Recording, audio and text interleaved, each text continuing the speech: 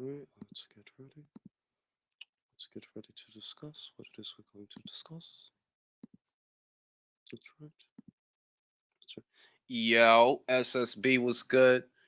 So there's some random boxing talk, just little things that I noticed in the boxing community.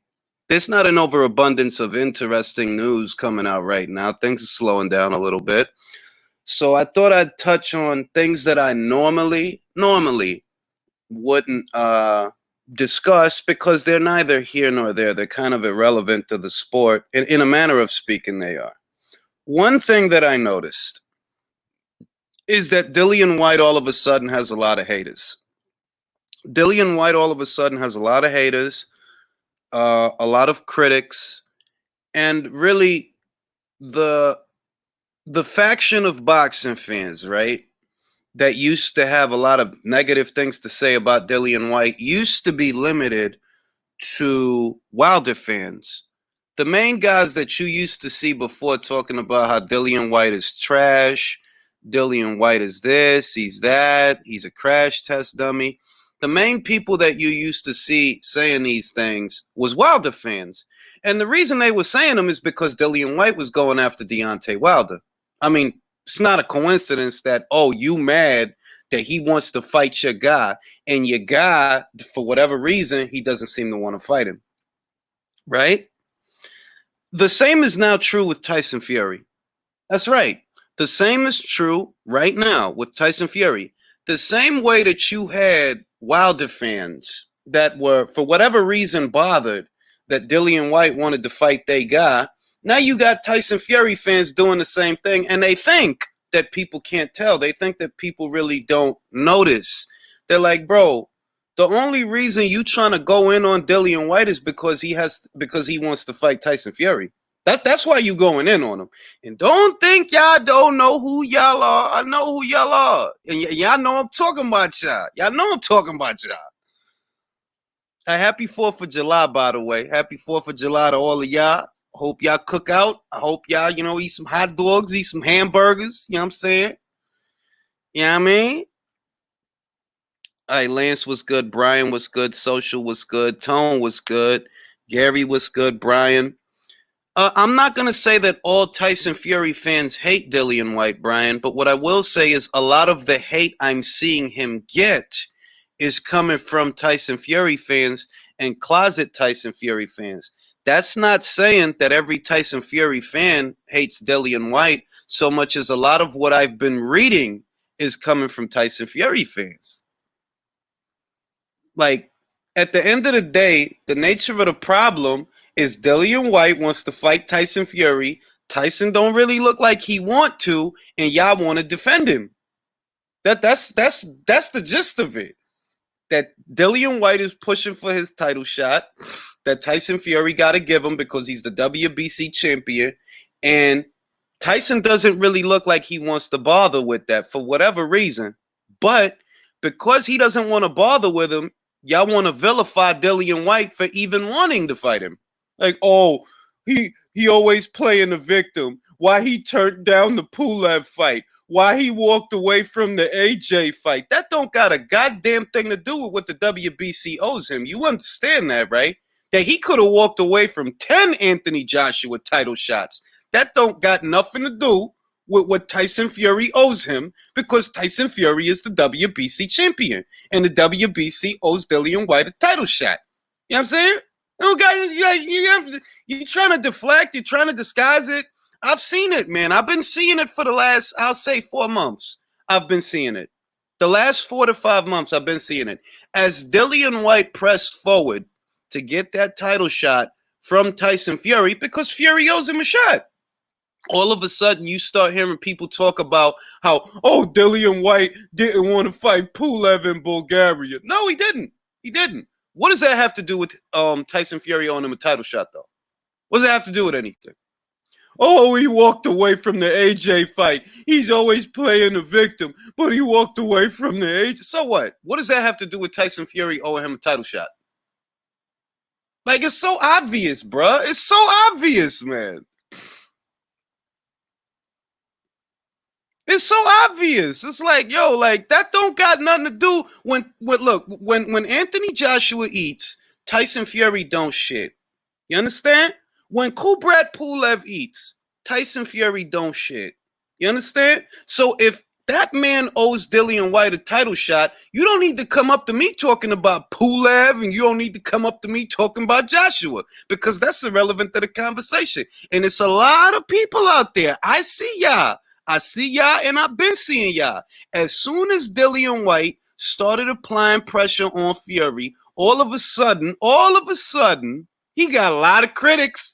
He got a lot of people out there. Dillian White, I'm sick of him. I used to like him. Get the hell out of here. You know what you mad about? You're mad that White wants to fight Fury. And that wouldn't be a problem if Fury wanted to fight White. But because Fury's not too crazy about fighting White, oh, you got to defend your boy Tyson Fury. That's what you doing. Call a spade a spade. Was rocking JD, was rocking Toby, was rocking Zaros, was rocking Bryant. You know what I'm saying? That's what it is. This didn't start. I'm telling you, this didn't start till Dillian White started pressing Tyson Fury for a title shot. But why did he start pressing Tyson Fury? Because Tyson Fury went back on his word. Tyson Fury was the same one that said Dillian White deserves a title shot. For God's sake, give him a title shot. That was before he had the title. Once he got the title, he started acting like he don't want to fight Dillian White either. So of course Dillian White is going to press you. If the man has been sitting at number one for 3 years, right? Of course he going to get upset when he hear the stuff that Tyson's saying, because Tyson talking about fighting everybody but him. Who are my top 5 heavyweights in order from 1 to 5? 1 being the best, 5 being the least. I'll say Tyson Fury 1, Anthony Joshua 2, Dillian White 3, Deontay Wilder 4. Deontay Wilder 4, and I would say who should be 5? What makes sense? I would say Povetkin 5. I would say Povetkin 5. So it's Fury 1, Joshua 2, White 3, and the reason behind Dillian White being ranked ahead of Wilder is because both Dillian White and Deontay Wilder have the same number of losses, but White already bounced back from his loss. His loss was way back there in 2015. So look at how many fights he's won since 2015. Wilder is still coming off of his loss. So like his loss just happened. So that explains why I would put White ahead of Wilder, because your loss just happened. This dude ain't lost a fight since 2015. So I would put White at number 3. I would put Povetkin at number 5 ahead of Luis Ortiz, because Luis Ortiz has a thin resume and nobody understands. Like I don't understand how this is lost on so many people. Luis Ortiz has a thin resume. When you compare his resume to Povetkin's for the last 10 years of heavyweight boxing, it's not even a contest, bro. It's not like, ain't no comparison. Povetkin has a better resume.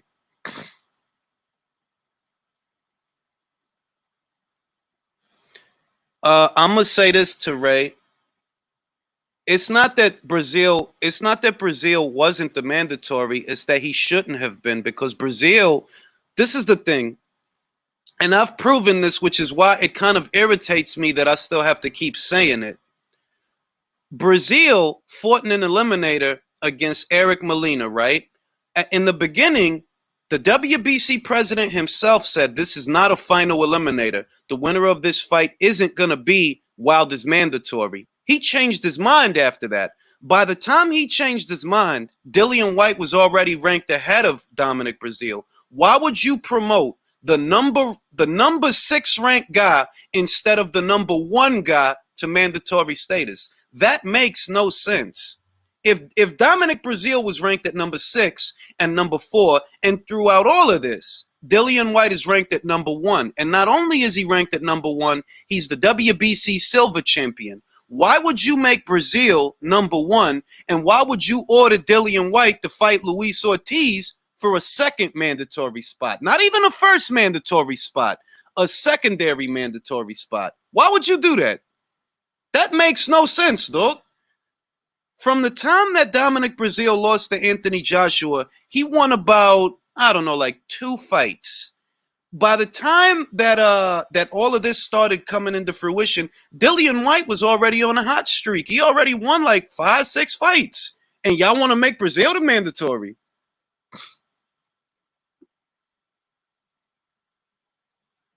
That's why. You understand? It's not that Breazeale wasn't the mandatory. It's that he shouldn't have been because it makes no sense. This guy is ranked behind Dillian White. Why are y'all promoting him to mandatory status?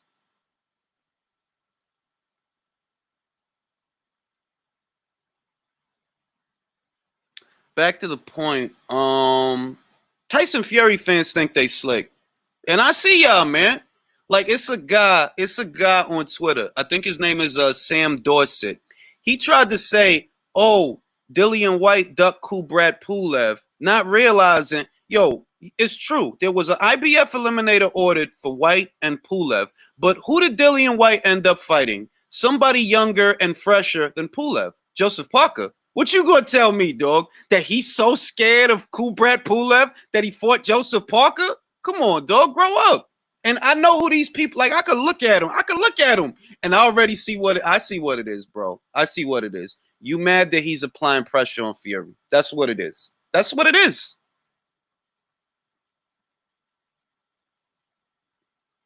You know what I'm saying? I already knew about Ruiz and Areola, bro. Exactly. Chris Areola loses to Adam Kovnowski, ends up number 7 WBA when he's supposed to be retired. I already knew. I'm not going to say he used to duck fighters. I can't think of a fighter that he ducked. The narrative that he's ducking fighters comes from the fans of other fighters. Wilder fans were the ones saying he ducked Luis Ortiz. Now it's Fury fans saying, "Oh, he ducked Kubrat Pulev." Like, get out of here, bro. If you think that he's scared of Kubrat Pulev, then why is he chasing your boy? Think about that. Oh, he's so scared of Ortiz that he wants to fight Wilder. He's so scared of Pulev that he wants to fight Fury. Grow up. Anybody could see through that, bro. Anybody could see. Like, yeah, because Pulev is so scary, right? Come on, bro. Yeah, the WBA is gonna WBA, bro. It ain't no two ways about that. It just ain't. Like I already see the for lack of a better word, the tide. I already see the trend that, oh, because Dillian White wants to fight your guy and your guy doesn't want to oblige him, oh, now you have to defend your guy's honor. When you should be asking yourself, why doesn't Fury want to just get rid of this guy? Just get rid of him. Take care of him. Wilder didn't. I appreciate that, Michael. That's what it looked like, Dan. That's what it looked like.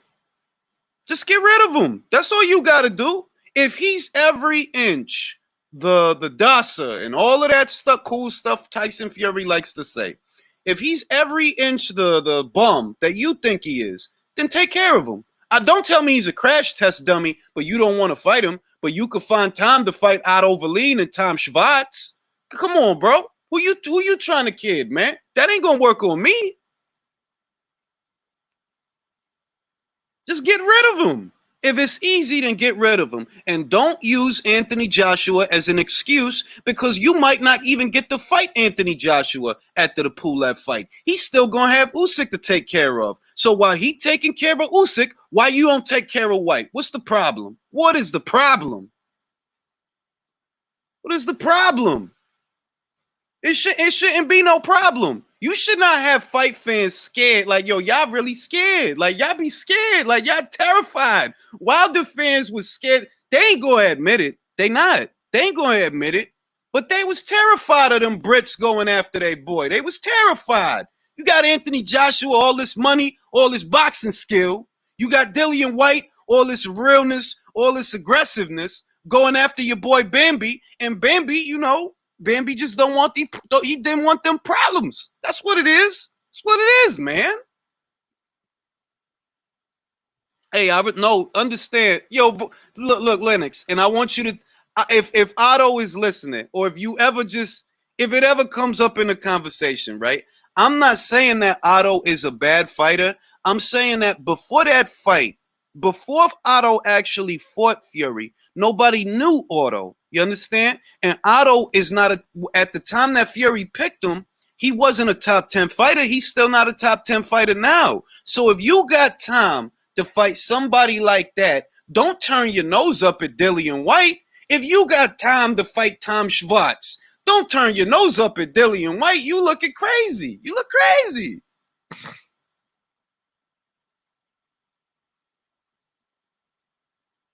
That's what you look crazy. Like, oh yeah, cause you could find time. I never say nothing about Cephas Safari or Francesco Pianetta because I know that those are tune-up fights and that he was on a comeback trail. So I don't say a lot about those fights. Like, yo, you know what? He had to tune up. Like, I understand that. So within reason, he's given those allowances. But it wasn't no reason for you to turn down White to go fight Otto Verleen. That don't even make sense. There's no reason to turn down Dillian White to fight Otto Verleen. I'm sorry, it ain't. Because that is a Dillian White fight is a way bigger fight than Otto Verleen in the UK or in the US. Yes, that's a way bigger fight than Otto Verleen. You got Bob Arum trying to do cleanup in Al 6 talking about, oh yeah, if he fought White in America, it'd be the same as, no, it wouldn't. No, it wouldn't. Because the Swedes ain't gonna fly out for Otto Verleen. I'm sorry, but they not. Them Brits, go ahead and make Dillian White versus Tyson Fury at the MGM Grand in Las Vegas. Them Brits is coming out in full force. They coming out.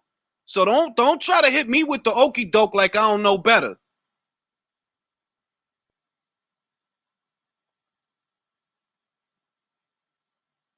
I'm not gonna. I'll say, look, I don't think he's overrated because I actually believe that for now, for right now, he deserves the number one spot for now because he ended the reign of Vladimir Klitschko and he ended the reign of Deontay Wilder as two world champions that had several title defenses. So I think he's deserving of the number one spot. What I don't think is that he's immune to criticism, and what I don't think is that he's perfect. He's far from perfect because there's no reason in the world you should be averse to fighting Dillian White. That's your mandatory, bro. When Wilder had the belt, you was the one saying, yo, they need to give that man a title shot. They need to give that man a title shot. Now you got the belt and you don't want to give him one.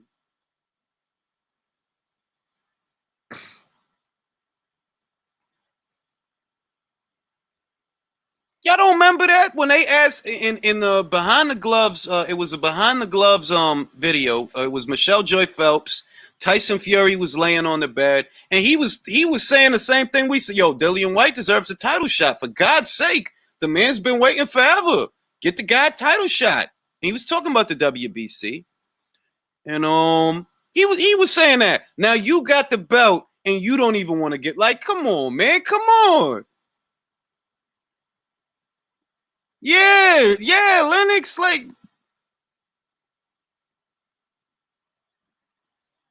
yeah, it's like, come on, like they think that Fury, like, yo, look, you beat Wilder, that's cool, whatever, that's amazing. I'm not, but if I bring up how Dillian White is owed a title shot, that don't got nothing to do with Wilder, that don't got nothing to do with AJ, that don't got nothing to do with Pulev, that don't got nothing to do with, it don't got nothing to do with that. What we know is Tyson Fury is the WBC champion and Dillian White is the mandatory challenger to the WBC champion. And all of a sudden, you got a lot of guys. Oh, he's always acting like a victim. No, yeah, man, forget acting like a victim. Does Tyson Fury owe him a shot or not? Very simple. Does he owe him a shot or not? Because that's the subject. The subject ain't Pulev. The subject ain't the second fight with Joshua that did. That's not the subject. The subject is, does Tyson Fury owe him a shot? Yes or no?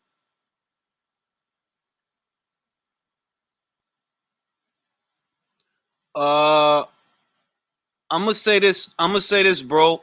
At Paraguay, I'm gonna say this. I heard a couple of rumors. I've from different places. I have heard a couple of rumors. I'm not gonna confirm them, but that there's rumors. Yeah, there's definitely rumors. There's definitely rumors.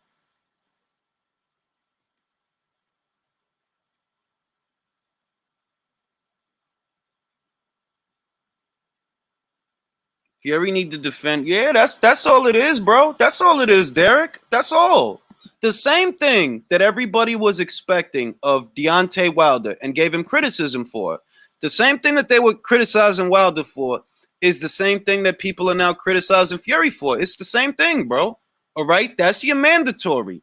Take care of them because at the end of the day, you talking that unification stuff. You're not gonna unify in your next fight, right? And you might not unify in the fight after that because Anthony Joshua is gonna be busy. So what's the problem? What's the problem? I still question Fury's resume. Fighting two champions don't. Oh, I don't think he's the greatest. I don't think he's the greatest. But you have to say there's a legitimate argument to say that he's the number one heavyweight in the world today. There is. And he did duck the Vlad rematch. I agree with that also. I do agree with that also.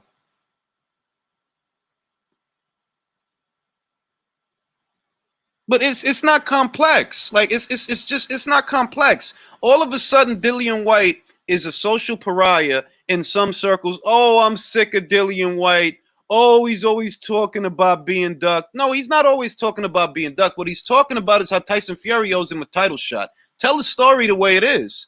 Tell it like it is. If Dillian White is running his mouth about anything today, it's about Tyson Fury. But why? Because you owe me a shot, bro. You the champ. And you talking like you ain't got to fight me. That's why he talking. That's why he talking. If you see Dillian White do an interview about anything in recent memory, what's it about? Tyson Fury. That's what it's about. It's about Tyson Fury. It ain't about nothing else. But why he keep talking about Tyson Fury? Because Tyson, you acting like Wilder was acting. I seen guys say he tried. I saw someone, I swear to God, I saw somebody say that Dillian White ducked Dominic Breazeale. I swear to God, I saw that. I swear to God. And they must not know that Dominic Breazeale admitted that he's bailing on Dillian White. As soon as he saw the WBC ordered a fight between Dominic Breazeale and Dillian White. And at this time, the Fury versus Wilder rematch fell apart. It fell apart. So Dominic Breazeale skipped out on Dillian White and decided to shoot for his title shot. But this Tyson Fury these fans, they lie and say, oh, yeah, White ducked Breazeale. No, White didn't duck Breazeale, bro. Breazeale bailed on White in the middle of their negotiations. Because it wasn't just that there was an order. They were literally negotiating. And Dominic Breazeale bailed on Dillian White.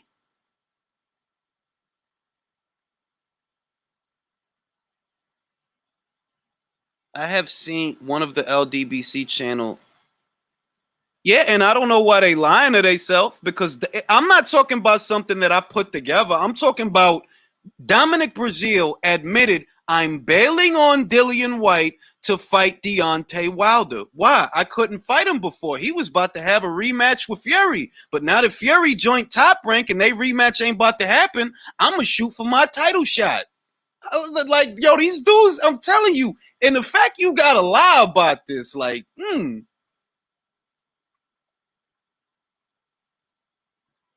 Yeah, that's what I'm saying, Samuel. That's what I'm saying. They doing the same thing that the Wilder fans was doing, and they think they not doing it, but they are. Oh, he ducked Pulev. Oh, he ducked Brazil. Like, man, how y'all sound, man? Like, how y'all sound? Oh, he ducked Pulev to fight Joseph Parker.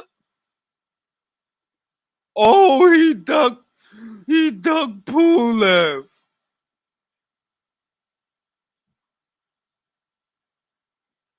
It's crazy to me, man. Ruiz isn't trying to fight anyone. We'll probably have to run through that AJ money if he hasn't run through it already. You got a good argument there, Teray. But the reason that I'll give it to Fury is because they beat the same number of world champions. They did. Tyson Fury beat Vladimir Klitschko when he was a champion and Deontay Wilder when he was a champion. Anthony Joshua beat Charles Martin when he was a champion and Joseph Parker when he was a champion. By the time he fought Vlad was not a world champion. So when you look at that, Even though Anthony Joshua fought more top 10 fighters, the champions that Tyson Fury beat, it kind of puts him over the top. It kind of puts him over the top. All they got to do is fight for Anthony Joshua to be number one. That's all they got to do.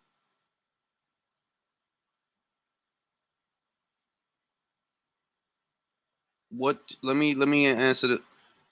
Julius, what do you think of White continually fighting smaller guys instead of taller opposition better suited to the champions? Marius Vach was taller than Dillian White. Robert Helenius was taller than Dillian White. So what are we talking about? Oscar Rivas? He was ordered to fight Oscar Rivas, so we can't be talking about him. He was ordered to fight Oscar Rivas. So who are we talking about?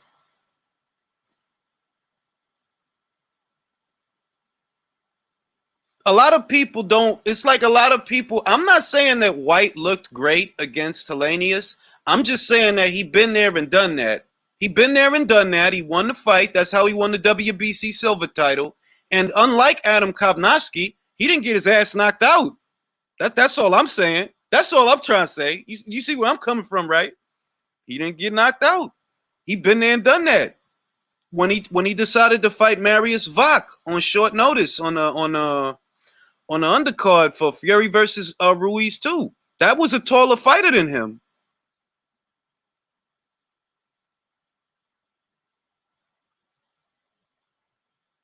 Fury talking about AJ might lose before they fight, but the truth is that's possible, Lennox. That's possible.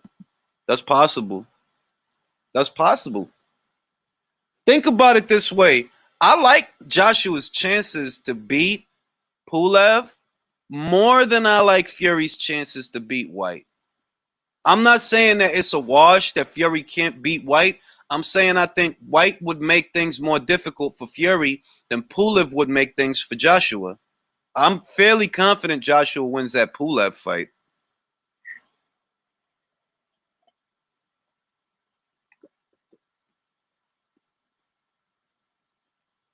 Bro, how many guys are lining up to fight the guy like Rivas? That's another thing. Like nobody wants to talk about the Rivas fight.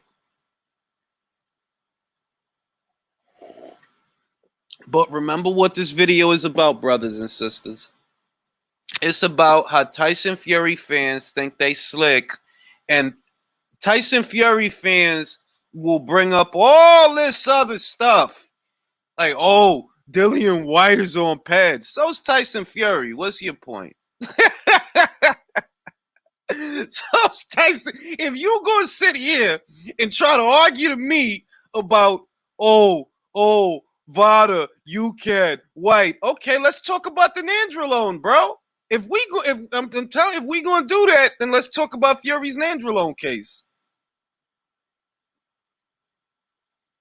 That's all I'm saying. I'm not gonna sit here and argue something that I don't know. What I know is that there was an adverse finding in Dillian White's urine. It was a metabolite though. It was a metabolite. I understand that a lot of y'all don't know. I understand that it's a lot of people that aren't going to understand that, but it was a metabolite.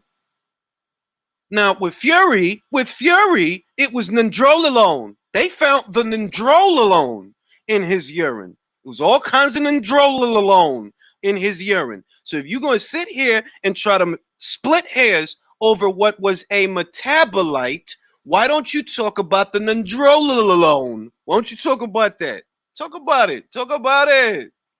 Talk about it.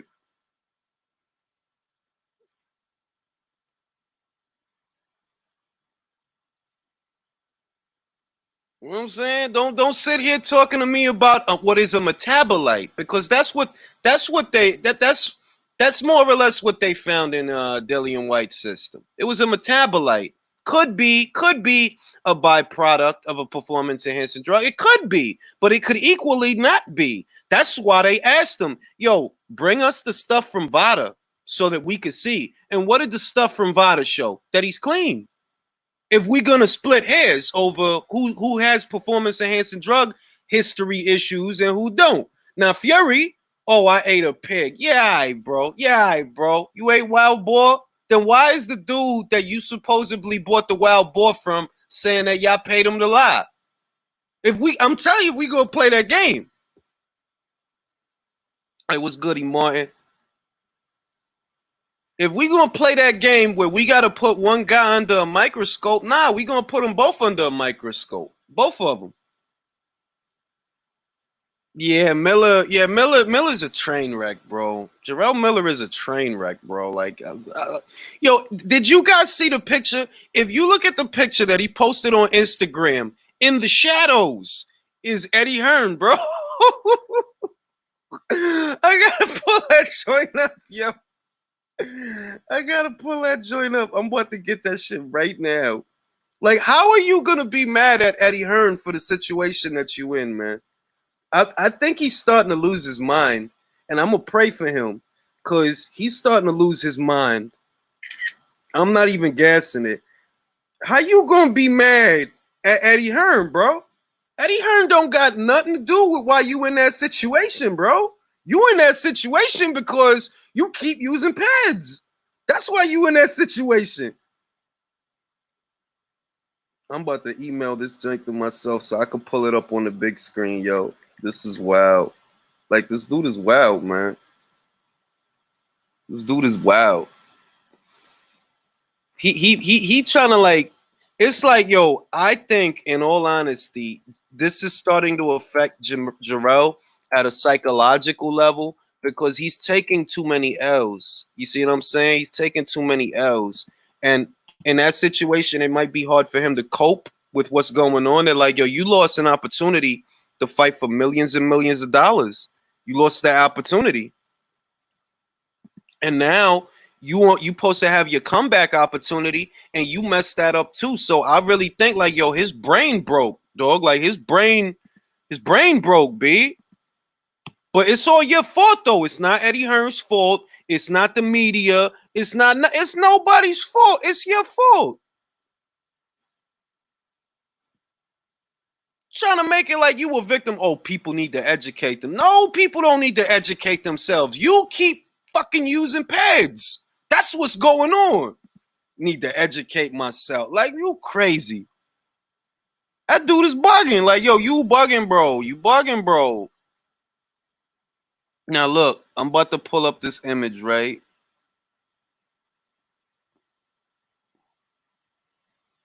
All right, hold up. Hold up. All right, what's good? Appreciate that, boxing god. Fury has a more check. Yeah, I agree with that, boxing god. I do it, and this is the thing. I've always said that. Like, Fury got stuff in the closet. He got skeletons in the closet, and Wilder fans didn't start worrying about those skeletons until Wilder lost the fight. Before that, they was using Fury to shit on AJ. That's what they was doing. They was using Fury to shit on AJ. Oh, he a real champion. He the real UK champion. Now y'all don't like him, right? Now that he beat Wilder. I dig it, man. I see it, man. I understand it, man. I got it. Everybody want to be all mad. See, look, who that right there? Who's that right there? You got Eddie Hearn right there. Then you got Tim Bradley over here. Like, why you mad at Tim Bradley, Jarrell? Why you mad at Tim Bradley, Jarrell? Why you got Eddie Hearn right there? What Eddie Hearn did to you? Why you got Eddie Hearn right there? You got Tim Bradley right there. You got Tony Bellew right there. Why you mad at them, Jarrell? They ain't caused you to take them pads. You did that. You gotta grow up, bro. Right? Hey. You getting mad at them. What's the matter with him? Nobody told you to take them pads. You know what I'm saying? Oh, you talking about Daniel Kinahan? See, this is why I don't. I'm gonna give you an example of why I don't spend a lot of time on Daniel Kinahan, right? And why I don't use the thought process of guilty by association. Everybody is just now realizing who Daniel Kinahan is, right? I want to give a shout out to Lexi in Ireland. She told me all about Daniel Kinahan a long time ago. You know, that what kind of person that he is and what's, you know, going on with MTK. She told me about that stuff a long time ago. I never spent a lot of time on it. I'm gonna tell you why. I'm not gonna vilify a fighter based on that, because if I do that, then what's Andre Ward for dealing with James Prince? What's Shakur Stevenson for dealing with James Prince? We all know James Prince ain't no motherfucking. We all know, like, come on, B. But we don't play the guilty by association game when it comes to James Prince and other fighters. I'm not assuming that Tony Yoka is this and that just because he's managed by James Prince. I'm not. Nah, I ain't gonna do that. You know what I'm saying? Like, there could be money laundering going on, but that don't got nothing to do with the fighter. The fighter, that don't got nothing to do with that. Yeah, Jarrell Miller's a non-factor, man. He's just a funny story to tell. Jarrell Miller's story is just a funny story to tell. Like, damn, dog, how you gonna get fired on your day off? You,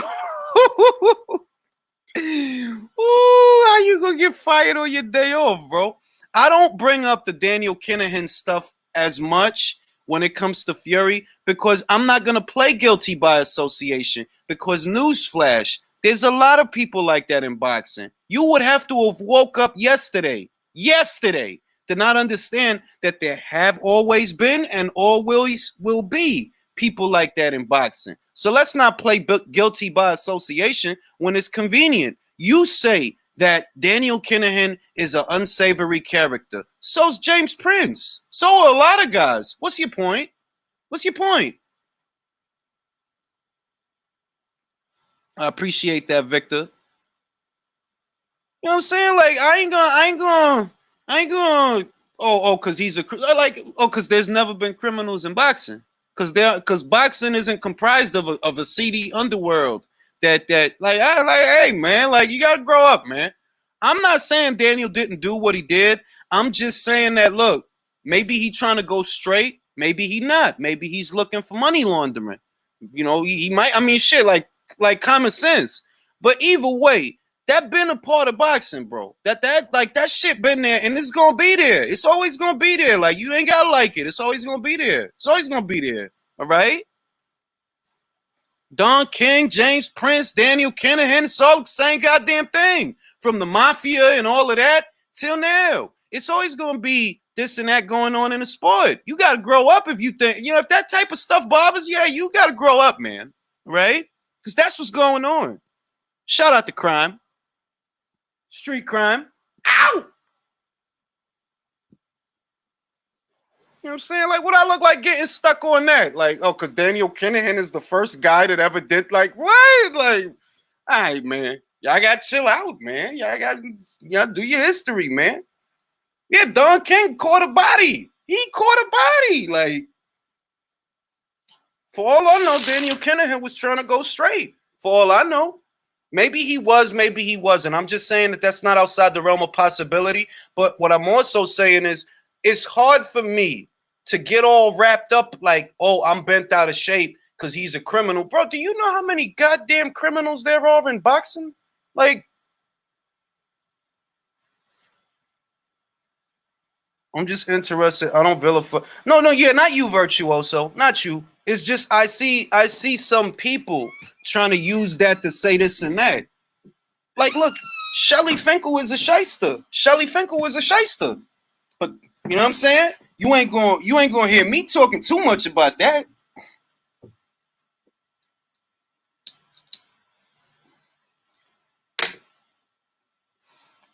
That's what I'm saying. Yeah, man. They're like, there's always been an unsavory side to who's involved in boxing, who's financing these fights, etc. There's always been an element of crime in there. So I can't lose sleep over a Daniel Kinahan when it been that way. He's just another guy. That's all. He's just another guy.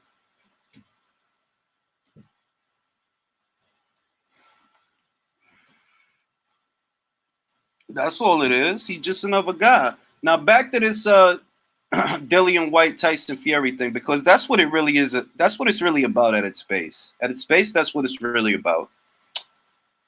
The ones criticizing Dillian White, and he's given them no actual reason to criticize him. He really hasn't. All he wants is a title shot that he is owed. Tyson Fury owes him that shot because Tyson Fury is the champion. Tyson Fury's fans is upset because of how Tyson Fury's treating the situation. If Tyson Fury said, all right, White, I'll fight you. Easy peasy, lemon squeezy, I'll fight you. Easy. It wouldn't be no problems. There would be no reason to criticize Dillian White. But because Tyson Fury is treating it like, oh, I ain't got to do that. I'll vacate. Yet now y'all got to defend Fury. Y'all got to defend him. Like, why are you defending him? If this dude is a bum, then Fury need to fight that bum. And that's it. If Fury going to tell me that he's a bum, okay, then go in there and treat him like he's a bum. Do it. Because you can't use Joshua as a crutch. You can't use Joshua as an excuse. Joshua got to fight Usyk after Pulev. So he busy. You can't use him as an excuse. Appreciate that, Andrew Ward. Word up. He bebop, and motherfucking Adam Kovnowski was rock steady from the Ninja Turtles with the yellow vest on with no sleeves. Bebop and rock steady. He really do look like Bebop though. He remind me of Bebop because he got a big fucking head.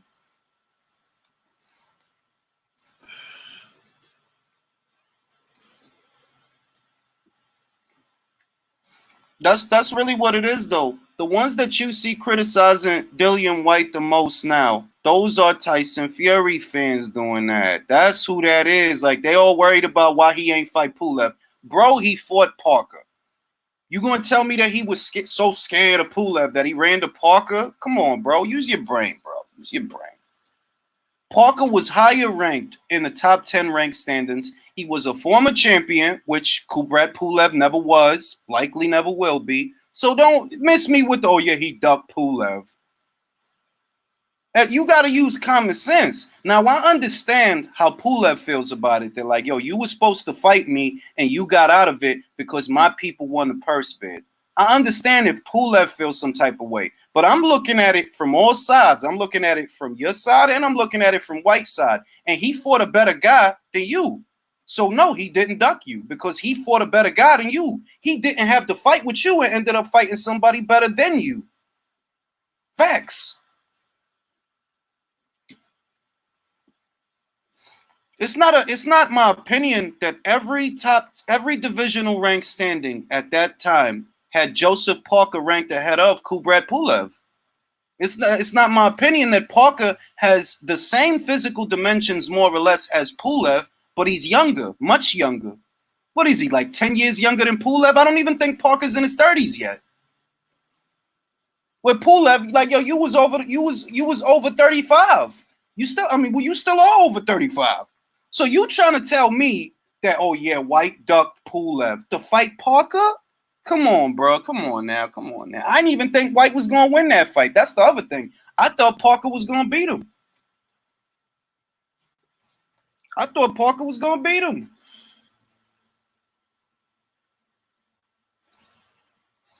So that's a stupid narrative. In all honesty, it's silly. Yes, he bailed on Pulev. That bit of it is true. But to say that he ducked him, how he ducked him? He fought somebody that was ranked higher than him. That don't make sense, bro.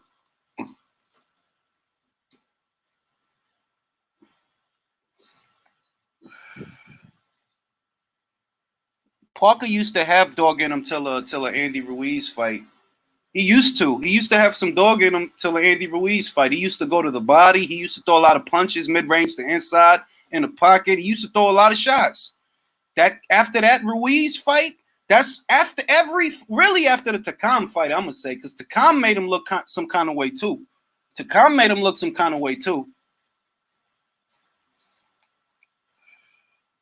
I don't know, bro. I don't know why he did that. I don't know why he did that. Star Fox McLeod 213. Let's talk about how Parker. Yeah, Parker has not panned out as an investment. Who he fought? He fought Alex Lapai, Sean Del Winters, and it's like, bro, like, what are y'all paying that man to have them fights, man? I'm gonna say this, and y'all not gonna like it. For keeping Joseph Parker, y'all should have kept Michael Hunter. Y'all should have pulled out on Joseph Parker and kept Michael Hunter. I'm gonna say that because that makes sense to me. You keeping Joseph Parker around to do what and fight who? To fight who? He not gonna fight Dillian White again. Y'all not gonna have that rematch because Dillian White wants the title shot. Derek Chisora, I wouldn't mind seeing Parker versus Chisora, but y'all tried that and it didn't work out. Usyk beat him to the Chisora fight because Parker got bit by a spider. If you want to believe that.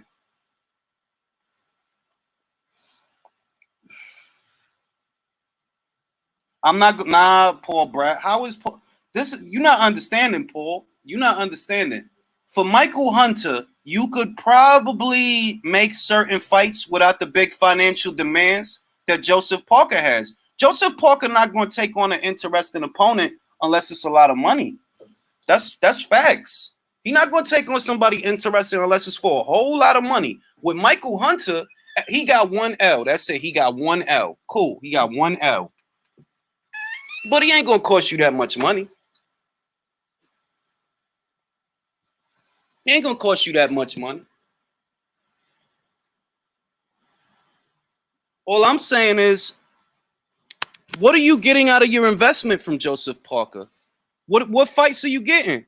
Alex Lapai, Shondell Winters, and now he's looking for a domestic guy down there in New Zealand to have a fight.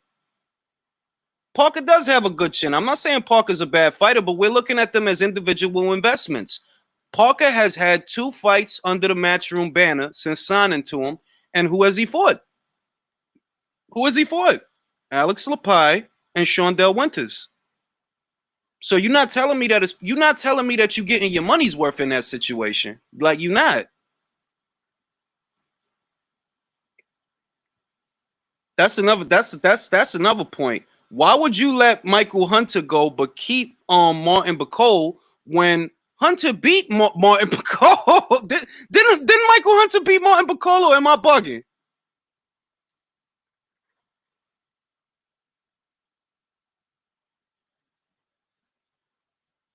I'm just saying that it's not adding up. I saw Boxing Beats and Rhymes video about it.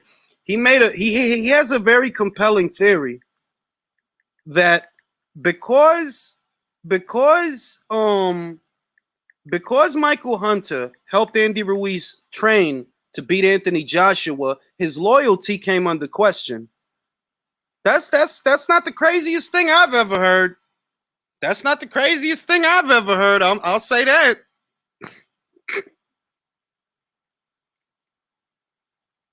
Do you think the zone still? Yes, I do. Yes, I do. I do think that they plan on. I do think that they still plan on expanding the 200 territories, but it's delayed, like everything else. If the fights themselves are delayed, a grand plan of action like that, of course, that's delayed. Of course, that's on the back burner right now.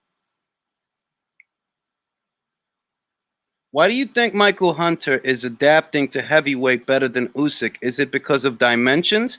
I think it's because of a combination of things, Chris. Dimensions come into it, yeah, but Usyk has that amateur wear and tear, and the fights that he had as a professional, he wasn't fighting bring along guys. He hit the ground running and went after champions. So Usyk's gonna have a bit more wear and tear than somebody else because he fought in more hard fights. You can't hold up Michael Hunter's resume to Alexander Usyk's. Usyk was fighting anybody who was anybody at cruiserweight. He fought him, right? But that has a price. Even the fights that you win, they have a price. I won't be dealing with the zone until big fights are back. It's going to be a good value, a bunch of domestic level fights. Well, I mean, look, and I know y'all not into it as much as me, but Shannon Courtenay versus Rachel Ball is going to be a good ass fight. That's going to be a good ass fight. Terry Harper versus Natasha Jonas is going to be a good ass fight. Ted Cheeseman versus Sam Eggington, it's a decent little fight. It's decent. It's not bad. I'm going with the big cheese on that one, by the way. I think Ted Cheeseman going to win that fight.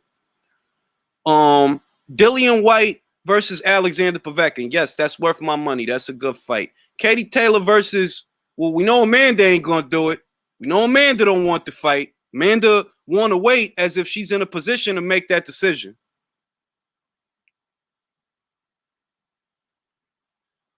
Usyk still has elbow issues. Saw him train in the past few weeks. He's still wearing. Yeah, man. Yeah, man.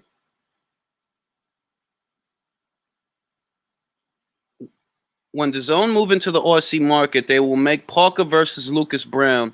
Now, I think they're gonna make that fight with Parker and McKean, the undefeated guy, undefeated young guy. I forgot his first name, but his name is McKean. It's a couple of undefeated young guys down there between Australia and New Zealand. I did a video, a segment about them.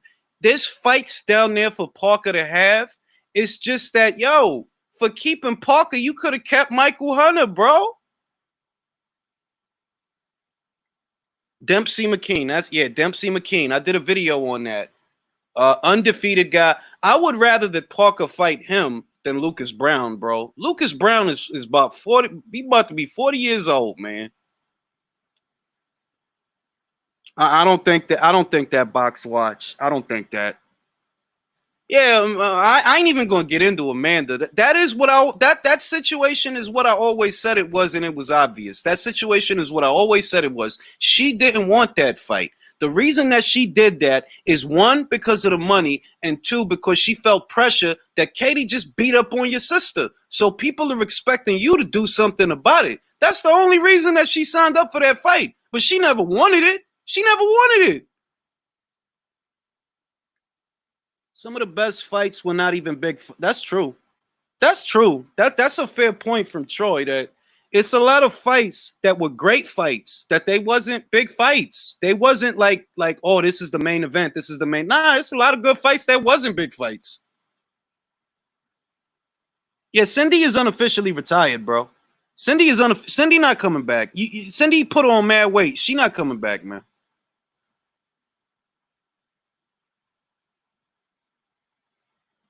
You know what I'm saying? Like that fight is what I always said it was, man. Amanda didn't want that fight, bro. She never wanted that fight. She was never pushing for that fight.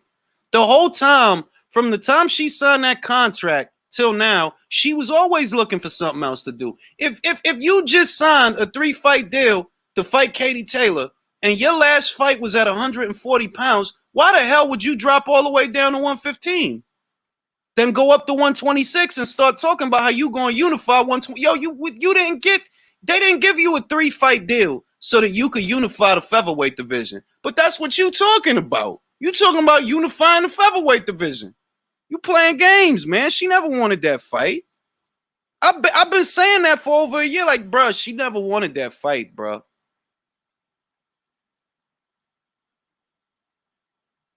Do you really think that Pac-Man? I don't know how to feel about that, Luis. I'm being honest, because all the news in reference to that story, all the news is coming from the Bob Arum side of things. Where is Sean Gibbons? Where is Boo Boy Fernandez? Where is Manny Pacquiao saying, yeah, we're in negotiations to fight Terrence Crawford? Where are they? Because that's what's going to convince me that they want that fight. When you got both sides saying the same thing. Right now, the only people I see talking about some Crawford and Pacquiao is Top Rank.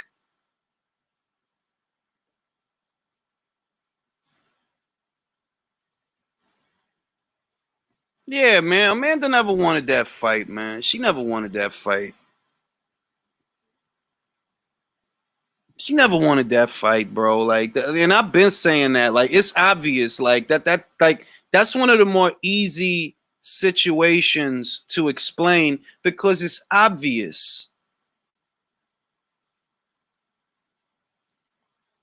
Copinger said that about which fight, bro? Which fight? I don't know if Bob Arum and Pacquiao will work together. Me neither. I mean, that's a big part of the reason that I'm skeptical. You left Top Rank, crossed over to the PBC so that you could talk about fighting Terrence Crawford 2 years later. Like, that don't make sense, dog. Who moves like that? Who moves like that? If anything, if I still feel like if Manny Pacquiao is gonna fight anybody upon his return, it's gonna be Mikey Garcia. It don't even make sense for him to fight. And I'm not advocating against the fight. I'm just looking at his situation. Manny Pacquiao is 41 years old. The Keith Thurman fight, how long ago was that, right? It might be a year before Manny has another fight. You think a 41-year-old is gonna come off a year layoff to fight Terrence Crawford? I don't know about all that, bro. I don't know about all that, bro.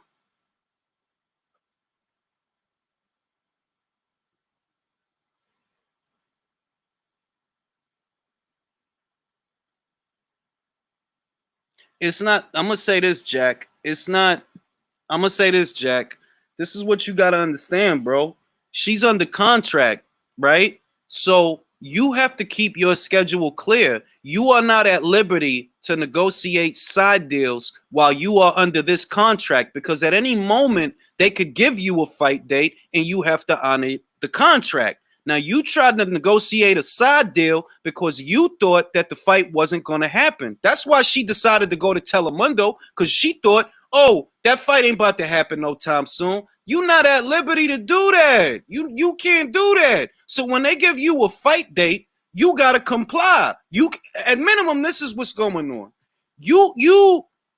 They can't force you to fight, but what they can do is stop you from doing other things because they sent a cease and desist letter to Telemundo to like, yo, this girl cannot participate in your show because she's under contract with us. So until you honor that contract, what Matchroom can do is stop you from being a part of different promotions and different situations because that's a TV show, but they stopped you from being on that TV show.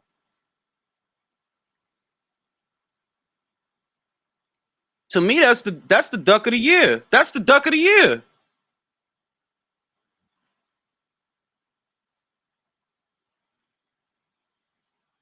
That's the duck of the year. That's the thing. That's the thing. I'm glad you brought that up because most people don't know that, JD.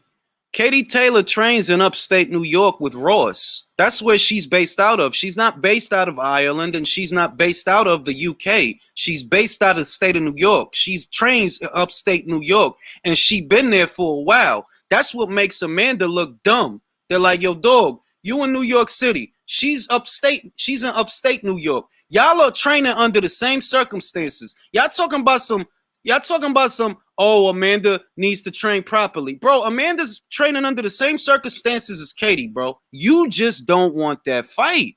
That's all. You just don't want that fight. You never did.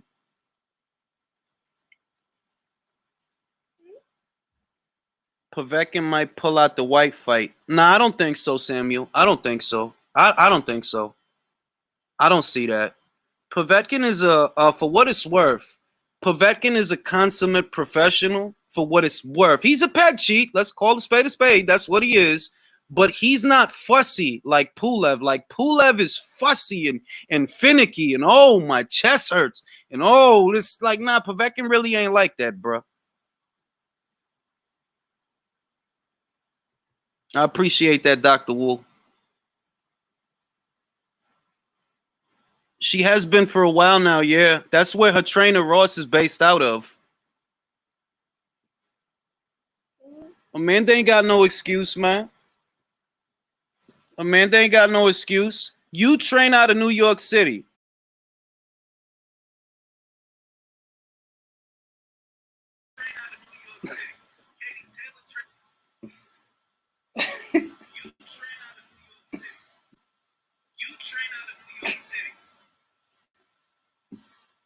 Yo, this is.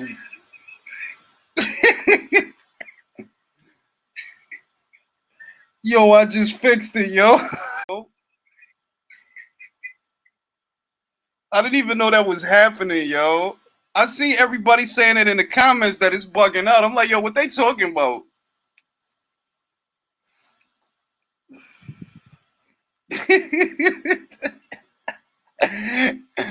Oh snap, yo, that's wild, B.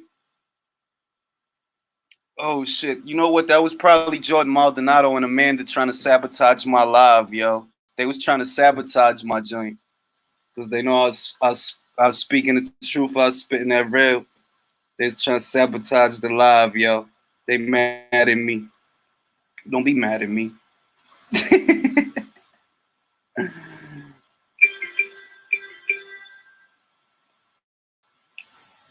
But yeah, back to the point. There's no excuses. There's no excuses for it. That's what it boils down to. They're training out of the same state. There's not going to be a pay cut because Katie Taylor's making up the difference for her. There's no excuses not to fight. So if she doesn't want to fight, we know why. It's because you never wanted that fight, man. From the moment you signed that contract, you were looking for alternatives. From the moment she signed that contract.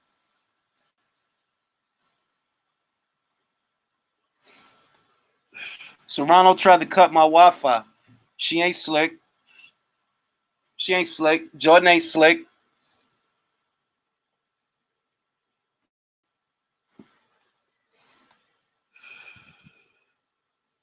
I agree, Troy. All I'm saying is that from the moment that Amanda signed that contract, from the moment she signed it, she was looking for alternatives. She tried to go to bare knuckle boxing. She tried to go to mixed martial arts. While the contract is signed, she started talking about unifying in another division, talking about fighting other champions and how she don't need Katie Taylor. You under contract to fight Katie Taylor. You are literally under contract to fight her. It ain't like, huh?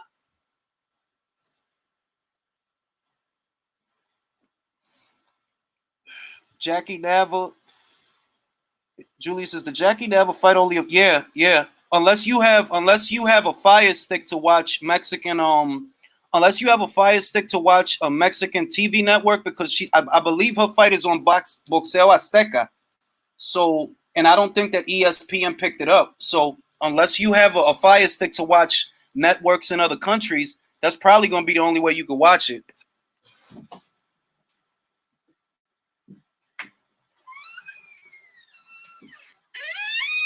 Because her fight is on Azteca. I believe it's Azteca. So there's only one way you're going to see. I appreciate that, Timmy.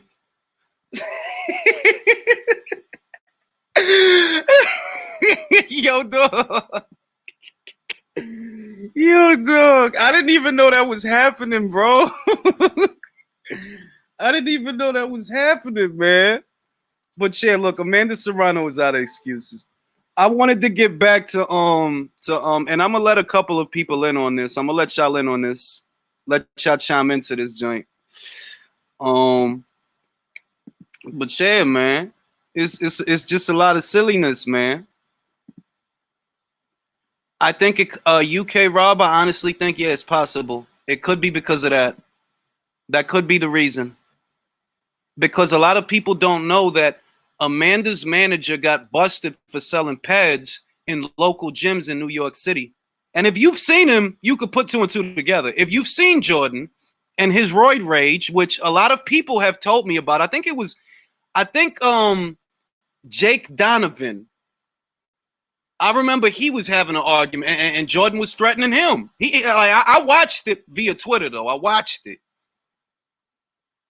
So I'm going to let y'all in on this action. And I think that a lot of the criticism that Tyson Fury, I think a lot of the criticism that Dillian White is getting is coming by way of Tyson Fury's fans. That's who's doing that. I was rocking Spade. Ring IQ, what's going on, my brother? Ain't nothing much, man. Ain't nothing much. What you think about all that Dillian White, Tyson Fury, all of that? What you think about that? To be honest with you, I just feel like it's a waste of time. I dig it. I just really feel like I feel like it's a waste of time because, and in all honesty, I honestly think it's either two things, right? Tyson Fury's gonna give up the WBC belt because I really don't. It's either he's gonna give up the belt or the WBC, if they're crooked as I think they are, gonna elevate him to franchise status. And like they have no shame in doing it. Yeah, they don't. I really don't think that fight is gonna go down. That's another thing I want to add, and I said that in a video that I made, that just because Mauricio is saying this right now, that don't mean that he won't change his mind later on. Because Mauricio, the same one that said Brazil versus Molina is not a final eliminator, so he could turn around like 6-7 months later and say, yeah, Dominic Brazil is the mandatory challenger. Everybody forgot about that, but that's Mauricio. The fact that he could do it on camera. In a day and age where everything you say is basically recorded on camera and you're doing this, like, he has no shame. Exactly. So with Dillian White and Tyson Fury going at it, to be honest with you, I really don't think that fight is gonna manifest. Me neither. Just to be honest with you. Me neither. Me neither. So I'm gonna ask I want to ask Base the Kid. Base the Kid. You think that what's fight the? gonna happen? To be honest, no, I don't think it is. As much as I want it to happen, I just think Fury's gonna try a thing. I think Bob Arum's gonna try a thing because he don't want anyone fighting outside the top, Yeah. right? So Yeah. yeah, it's gonna get sticky. But I don't think they're gonna do the franchise thing. I think it's gonna look too weird. Like I think they would He's have to gonna do be a, he's a not. strip. I think they're gonna have to strip him, All right. Damn. You think? or he's All gonna right. have All to right. vacate. All right. All right. So you all right? So you think that basically Fury gonna throw that belt in the air and head for the hills? Yep. Yep. That'll mess up the AJ fight, man. That'll mess up the AJ fight. If it ain't undisputed, like we gotta just make it clear.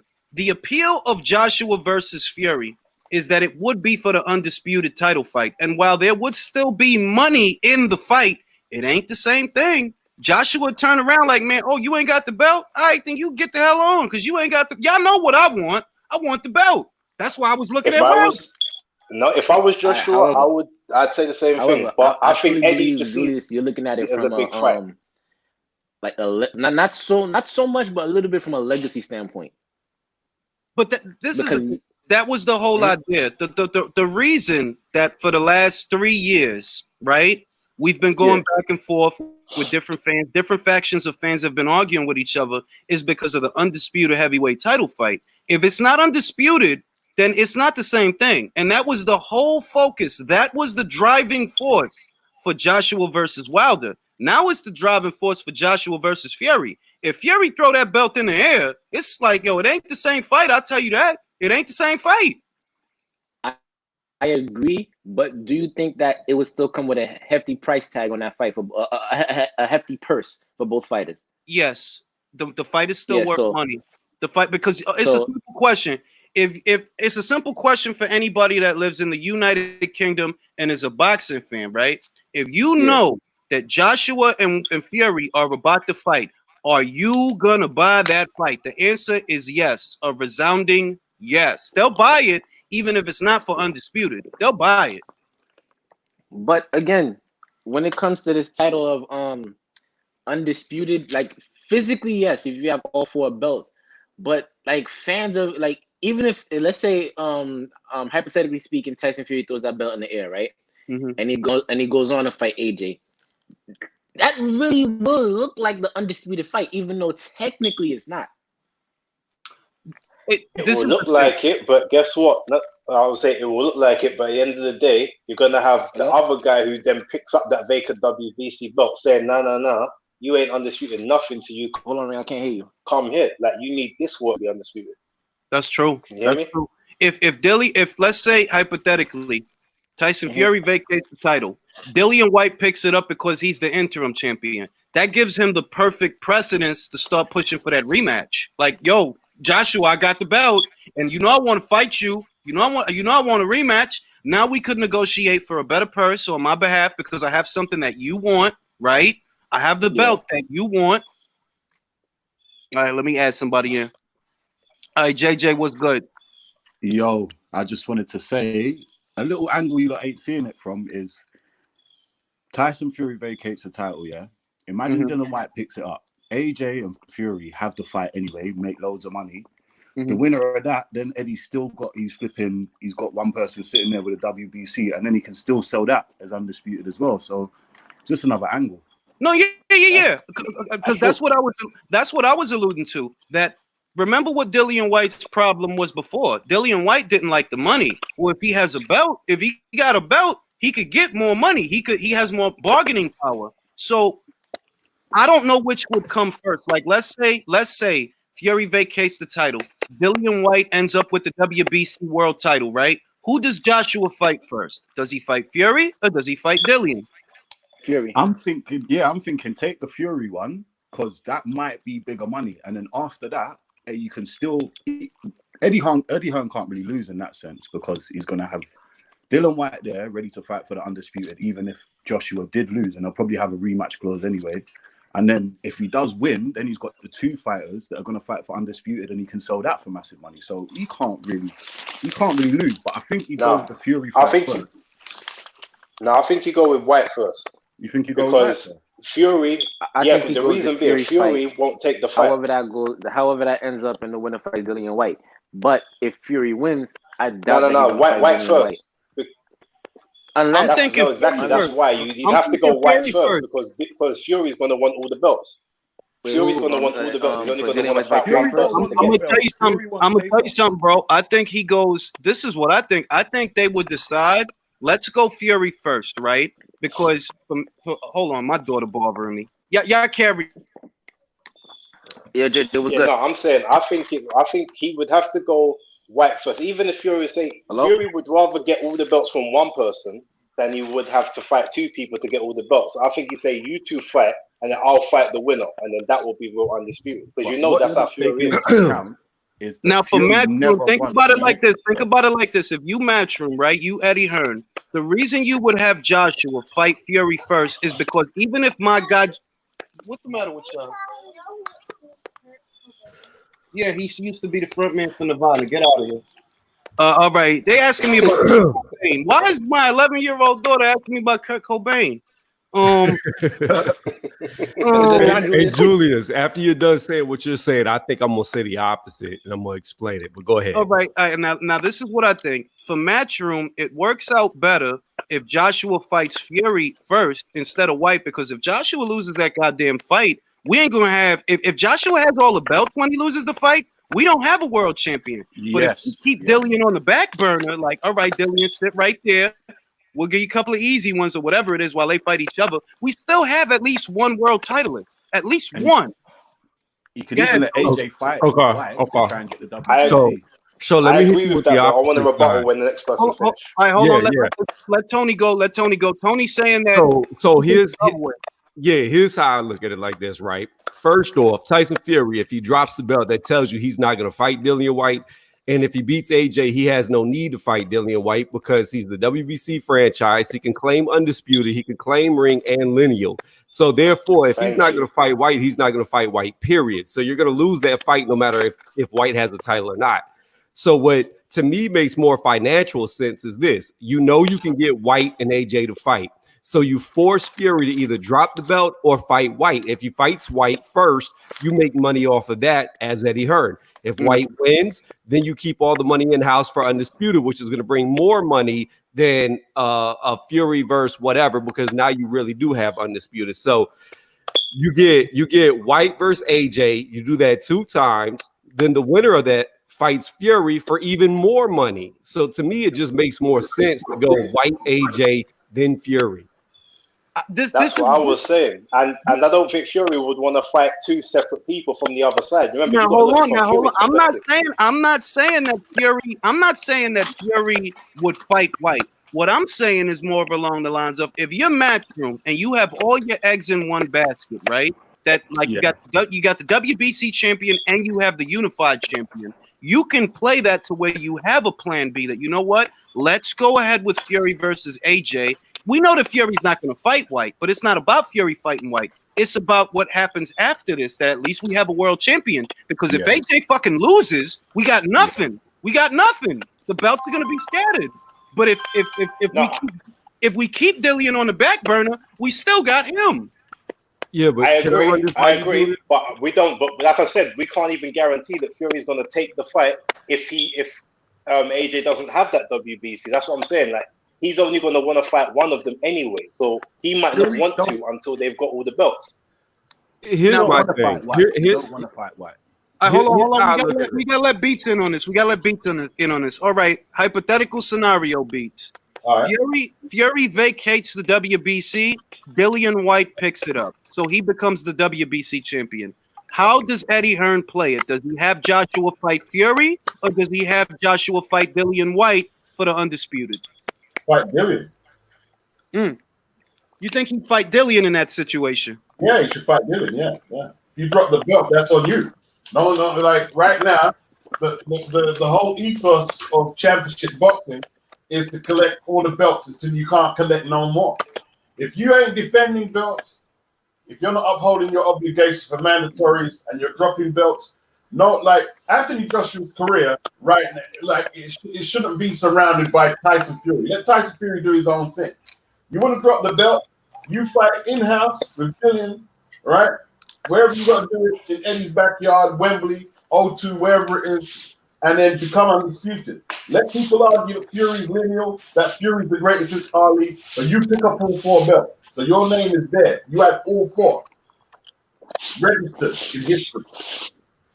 You got to think about this too, Julius. I think stylistically, Eddie Hearn knows that Dillian White stands a greater chance at beating Fury stylistically.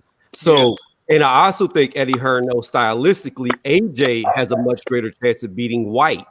So, if the golden goose is AJ, the easiest route for him to get all the belts and keep all the belts and not lose is to let White fight Fury. Even if Fury beats White, White's going to take a lot out of Fury, because you can look at the Parker AJ fight or tackle AJ. AJ doesn't do so well against mobile fighters. He has difficulty hitting them, whereas Dillian White can stick on them like glue. So I feel like Dillian White, even if he loses, he's going to take something out of Fury to make it that much easier for AJ when he does fight why Fury. Fury's not going to fight him. That's why Fury, bro, you like, that's why Fury won't fight him, because Fury, I still think inside of 3 fights, Tyson Fury retires. I still think that. That includes the Wilder rubber match. So you're looking at the Wilder rubber match, right? What could be 2 AJ fights. He's not going to fight Dillian White and get all banged up by Dillian White. Even if he wins, you're still not going to do that, get all banged up, and then you're going to have the AJ fight? Nah, he ain't fighting Dillian, bro. See, Julius, I don't even think he's got 3 fights left. I think he's got 2 fights left if he does it the way he wants to do it. That is beat Wilder, right? He'll fight AJ for the rematch, and I honestly believe if he beats AJ in that first fight, he'll retire like he did against Klitschko, right off into the sun and say he's the greatest ever. I guarantee he will not give AJ a rematch. I agree. Even if he signs a 2-fight deal, right? Even if he signs a 2-fight deal, remember, you could get out of a 2-fight deal by retiring. That's all. You just don't pop up nowhere else. That's it. Don't try to fight nobody. Don't participate in any promotions of any kind. And you can retire, because that's what he did to Vladimir. I swear Fury does that. Done that a few times as well. Picked up a belt and then like just said, "I'm retiring." Come back after a year. AJ needs to have learned by now, that you can chase the fights, and they don't happen. You can take your eye off the ball. Let Fury and Wilder look after themselves. They're saying he's ducking. You got to get tougher skin, and you've got to concentrate on looking good against Pulev. Usyk is a hard task, no matter what nobody says. You can't take your eye off the ball. There's no time for that now. Like, if Dillian's got the other strap, then go for it then. If Fury wants to take the strap, beat Dillian, and then fight AJ, well, go ahead and do that. I agree. I'll say somebody's mic is cracking. Sort it out. What I'm gonna say is, the way I feel that AJ should do it, to Beats' point, because it's a great point. Stop chasing fighters, AJ. You're worth a lot of money. Stop chasing fighters. If Fury drops that belt, all right, Fury, see you, because you know what I wanted. You knew what I wanted. I want all the belts. If you ain't got one, you're not a priority right now. I'll make some time for you if you stick around. But if you ain't got a belt for me to win, you're not my priority. My priority is and always was getting all the belts. Then when I do that, when I look at the fucking Wilder shit, you poured all that energy into the Wilder shit, and the fight ended up not happening, right? You did everything you could to get that man in the ring. You offered him $100 million, right? And it still didn't happen. So don't waste your energy on people that are playing games. If you ain't got a belt, if you decide now to throw your belt in the air on the cusp of the undisputed heavyweight title fight, bro, you fucked it up for yourself. You need me. I don't need you. I got 3 of what I'm looking for. I only need 1 more. I don't need to kiss your ass and all. I don't need to do that. And that's what makes me mad about AJ. That's what makes me mad about Eddie Hearn. However, Julius, I think it's the curse of AJ. I think it's the curse of AJ truly wanting to be great. Because I think that Tyson's looking at AJ like, all right, you know what? It's a question of money. But I truly believe AJ truly wants to be great because a guy in AJ's position really shouldn't be calling out fighters. Fighters should be calling out him. Don't chase the fighters. AJ shouldn't have to chase no fighters, like you said. Chase the belts, not the fighters. Yeah? AJ shouldn't have to. Here's the bottom line. AJ shouldn't have to, but the fact that no, let me finish what I'm saying. Unless the you fact that AJ's out. Go ahead. I'm saying he should chase the belts, not the fighters. Because what he has to do, like, he has to remember, right? Wilder and Fury, they tried the leverage tactics by shutting him out. Well, basically, if Fury beats Wilder again, top 10, and then AJ, hold on. Go ahead, Beats. Right, if Fury beats Wilder again, and AJ picks up that undisputed title, well, how much value does Wilder have left? Who can Fury fight to raise up his value? So it's leverage tactics on AJ's side. Well, what are you going to do now, Fury? What are you going to do? I've got all 4 belts. Well, Fury's whole angle. Let me just get this in. Fury's whole angle is the belts don't make me the champion. I'm just the champion because I'm the champion. That's the angle that he gonna play. That's what he gonna try to say. Like, remember, they fucking tell him, yo, you gotta fucking fight Dillian White after the Wilder fight. What he starts saying? Oh, a belt ain't nothing. A belt ain't nothing but a piece of leather with metal on it. You already talking that shit, so we already see what you finna do. You finna throw that belt in the air. That's what he gonna tell Joshua. Oh, you not the real champion. I'm the real champion. That's what he gonna do. If I'm Joshua, what I would, and this is what makes me mad about Joshua. He don't talk shit. I'd have been talking shit the whole time. Like, bro, why don't you stop talking shit? You fucking threw them belts in the air, bro. That's why you ain't got them. Every time it's time for you to meet your responsibilities, you don't want to fucking meet them. So don't talk shit to me. Fuck out of here. Fucking AJ got to fight every man, woman, and his goddamn dog to satisfy his obligations. And Tyson Fury always trying to skip out on his. Exactly. Well, I mean, you even got to look at it like this. Even Dillian White's fought harder competition than Tyson Fury. So you got that angle too. But Spade, I wanted to touch on what you said about greatness. You believe AJ's chasing greatness. And I have to agree with you. I think if you look at Tyson Fury and AJ and compare them, right? When Tyson Fury got a draw with Wilder, he had to take 2 tune-up fights to give Wilder that second fight. When AJ got knocked out by Andy Ruiz, what did he do? Rushed in immediately to get them belts back. To me, AJ is the much greater fighter in aspects like that. I agree. I will say that I understood. Hold on real quick. Go ahead. Unrelated. Are you guys having trouble with the connection? Yeah, that's not just on your end. I saw an icon pop up on the top left of my shit saying it's having connection trouble. I don't know what's racking. Cause it's like I can hear you 1 minute and then 1 minute I don't. In my defense, I was walking around with my laptop in my hand, so that might have been it. That might have been it. All right. Now, can I go back to Michael Hunter for a second? Yeah, let's go to Michael Hunter. Now, everybody is acting like Matchroom is going to fall apart without Hunter there. And the fact is, it's not. And look, people are saying that Dillian is ducking Michael Hunter. Because the Povetkin fight was a draw, he opted for Povetkin. But here's the truth, right? Unless Michael Hunter looked spectacular against Povetkin, he can't do pay-per-view. If he can't do pay-per-view in the UK. Nobody knows him over here. With Alexander Povetkin, Rabinski's going to take that fight back to Russia. And Povetkin's massive over there. And whether they do it pay-per-view or a sponsor or endorsements pick up the slack and put it on free TV, it's doing big business out there. It's doing big business.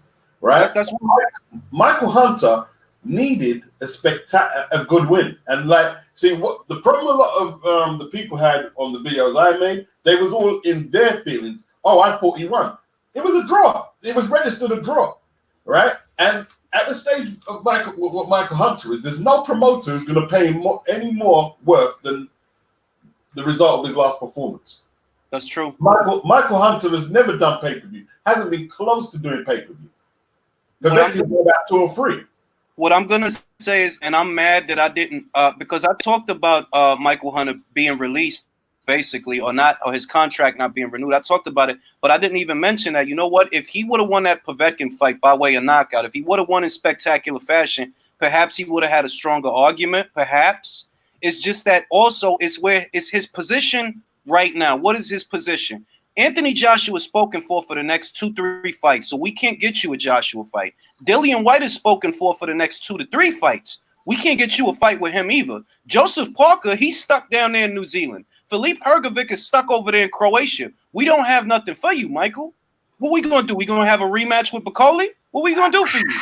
I see it a little different. I think it was a smart business move for Eddie Hearn to get rid of Michael Hunter because I see Michael Hunter as the black horse of Matchroom. In other words, what I mean by that is I personally believe Michael Hunter beat Povetkin. I believe he got too far ahead on the scorecards early and Povetkin came on too late. I believe that Hunter got robbed with the draw. And with that being said, Michael Hunter just beat one of Matchroom's top fighters, okay? Truthfully, he beat him.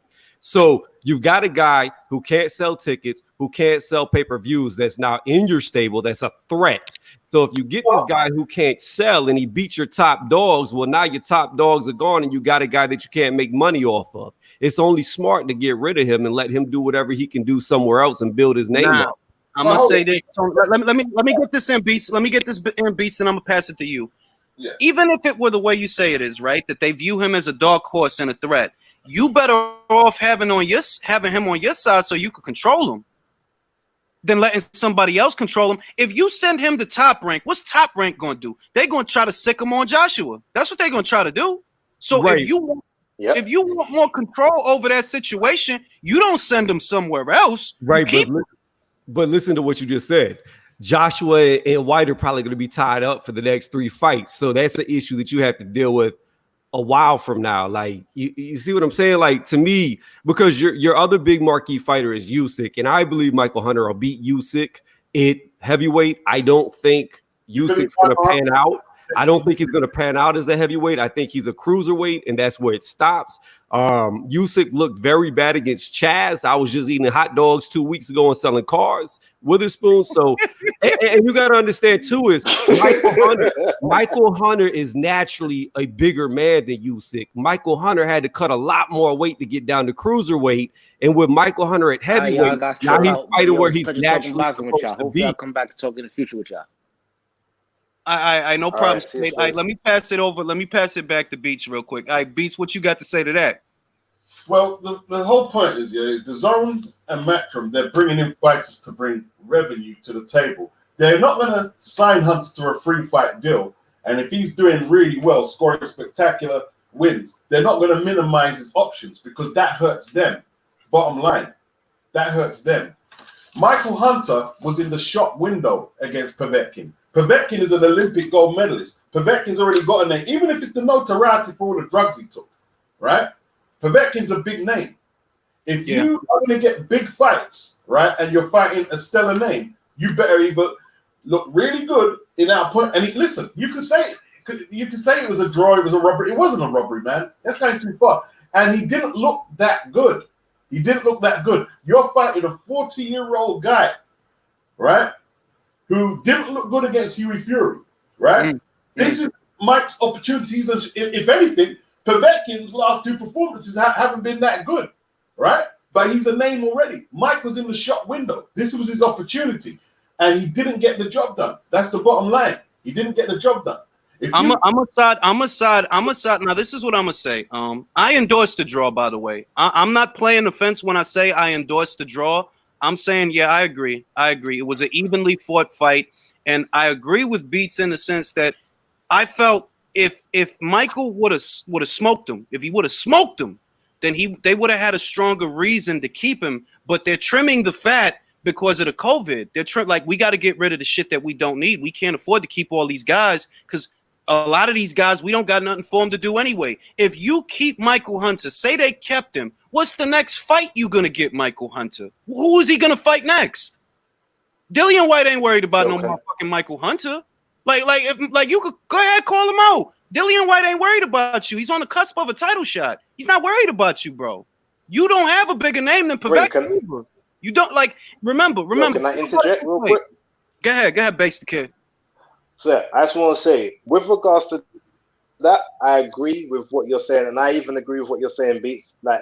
I agree with all that. But what I would say is, if you are trying to make a splash in the US, why would you not keep the US guy who's over there, who you can put things behind it. Can Like, at I the answer, end of the day, you can market him. can I answer that quickly? Yeah, go for it. Because Go for right it. now, making a splash in the UK is a melting pot out there. It's not they don't care if they're American guys. Why would Mac from a British company care if there's an American guy when they can send AJ out there to do big numbers? Dylan can do comparable numbers to Mike Hunter already. It's up to Mike Hunter, right? If he wants to be the top American guy, it's up to him to do the business in the ring. And the heavyweight is a knockout, is a punches division, man. It's a punches division. Okay. The other thing, let me say this. Let me say this. Hold on. Let me say this. Another thing y'all need to remember is Matchrooms and the Zone's bottom line has changed. Why? It went from making a splash in America to expanding to 200 countries. So we got to stop overstating, oh, yeah, they trying to make a splash in America. No, they trying to make a splash around the world now, because that was the plan before COVID shut everything down, to expand to 200 different territories around the world. And in that picture, Michael Hunter is suddenly not that important. When they signed him, the goal was to make a splash in America with fighters like him, Nkosi Solomon. Everybody didn't notice that they let Nkosi go. They let him go a long time ago, because the bottom line. Yeah, we noticed that. Okay, so he lost like two fights of his first three fights as well. While we talk about Michael Hunter before we jump off of him. So here's the other thing, okay? It doesn't matter. Like, in my opinion, he beat Povetkin, because no matter what, he's not a sensational fighter. What I mean by that is he's not going to give you a knockout like AJ. He's not going to give you a knockout like Dillian White.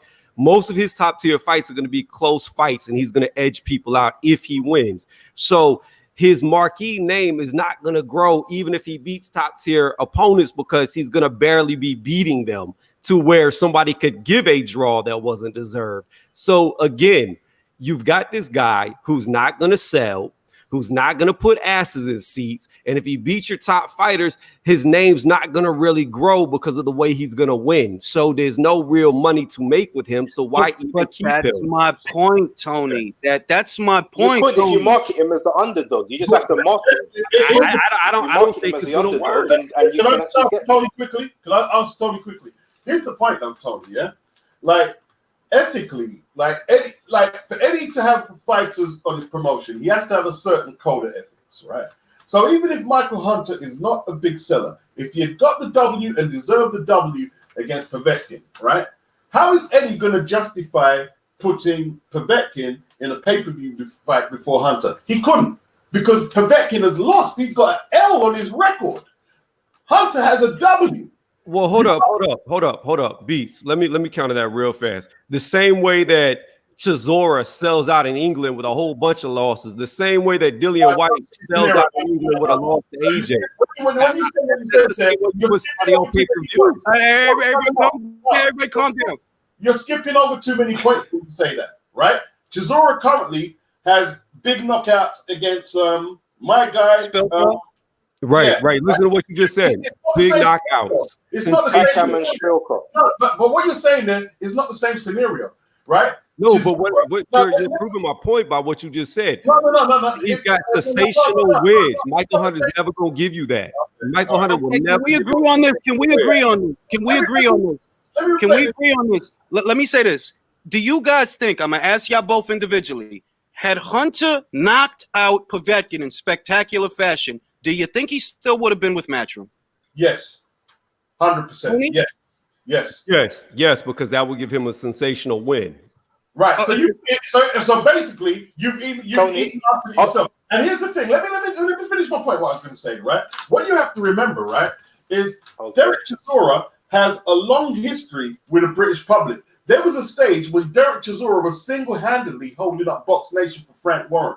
Derek Chisora has built a cult following in and outside the ring. So don't look at his win and loss ratio. This is not the similar scenario right here.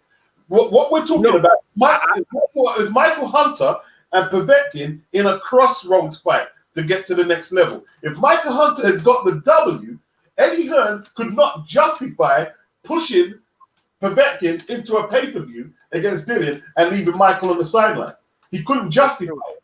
That's true. But Beats, I agree with you about Chisora building all that. What I'm trying to tell you is it doesn't matter who Michael wins. The way that he wins, he will not build a cult following like that. Here's a prime example. Vladimir Klitschko, best heavyweight in a long time before he lost, right? 18 title defenses, I believe it was. He killed the heavyweight division in America. Nobody watched them because they found them boring. So you got to understand, Americans like sensation. Like they like to see somebody win in good fashion, not somebody who's barely edging out fights. So just because you win doesn't make you a marketable star over here. And Michael Hunter will never be that. Even if Michael Hunter beat AJ in a close match, he still would not put asses in seats. Well, that I want to expand on Tony's point, because I think that there's a lot of validity there too. If you're Matchroom, because what we're not talking about is the current situation. Matchroom, they're feeling the pinch because of the COVID. They're feeling the pinch. You got to trim the fat. You got to focus on what's essential and what you know is going to bring you money. With Michael Hunter, you don't know that he's going to bring you money because the Americans ain't buzzing about him. Ain't nobody falling out of their chair. Oh, Michael Hunter fighting? Let me call my grandmother. That's not, and I don't got nothing against him. I think he's a solid fighter. But Matchroom and everybody right now, they don't have the luxury to focus on things they don't need. They don't have the luxury like, oh, we got to worry about getting Michael Hunter a fight. But how, bro? Who do you have that even cares about him? Dillian is tied up. Joshua is tied up. Usyk is tied up. They ain't worried. And Usyk already been there and done that with Michael. So what we going to do? We going to have Hunter versus Bacoli too? We don't got nothing for you to do, bro. We got to let you go. That's what I think happened. We don't have nothing for you to do. We got to let you go. And all what you're saying about the Klitschko's not doing what they've done, and if he won title, that's all speculation. The bottom line is, at this level here, you have to win. And then the next thing you have to do, first of all, the win is important, the most important. And you have to look good after that. And he didn't either. That's true. That's true. It was an entertaining fight, but that wasn't a fight where I walked away saying, yeah, damn, Michael looked great. I didn't feel that way after the fight. Shit, I picked Hunter to win by knockout. Who would you guys have kept between Hunter and Hughie Fury? I would have kept Hunter. Ooh, I like that question. All I'm saying is Hughie Fury is getting another shot against Dave Allen, and he lost the last fight, and then he came back against a journeyman after that. So yeah, but what you want to see, let's not get too ahead of ourselves. When Hughie Fury's contract's up, he might not get a renewal either. Bro, why did he even get signed? Why? Like, I never understood. Like, what was? I don't like. You don't sign like. Bro, you'd have been better. Like, I don't understand. Why did y'all sign this guy to a multi-fight deal to do what? When Eddie was signing Povetkin, Hughie, and even Michael Hunter, he was trying to fill out all them slots on the zone, and he was a bit, I think Eddie lost it a bit, trying to please the American markets and prove everybody wrong. So he's just signing up everyone, and now he's left with a lot of dead weight, basically. Left with a lot of dead weight. Julius, to this guy in your chat, Joshua Little, he said boxing wasn't dead in America during the Klitschko reign, bro. Sorry. What I wanted to say was, Julius, you could attest to this. Please tell this man during Klitschko's reign, American heavyweight boxing, not boxing, but heavyweight boxing. Yeah. I don't live over there, and I know it was dead. To Tony's point, Josh, Lil John, to Tony's point, heavyweight boxing in America during the reign of Klitschko was kaput, bro. Like, Americans weren't watching heavyweight boxing, bro.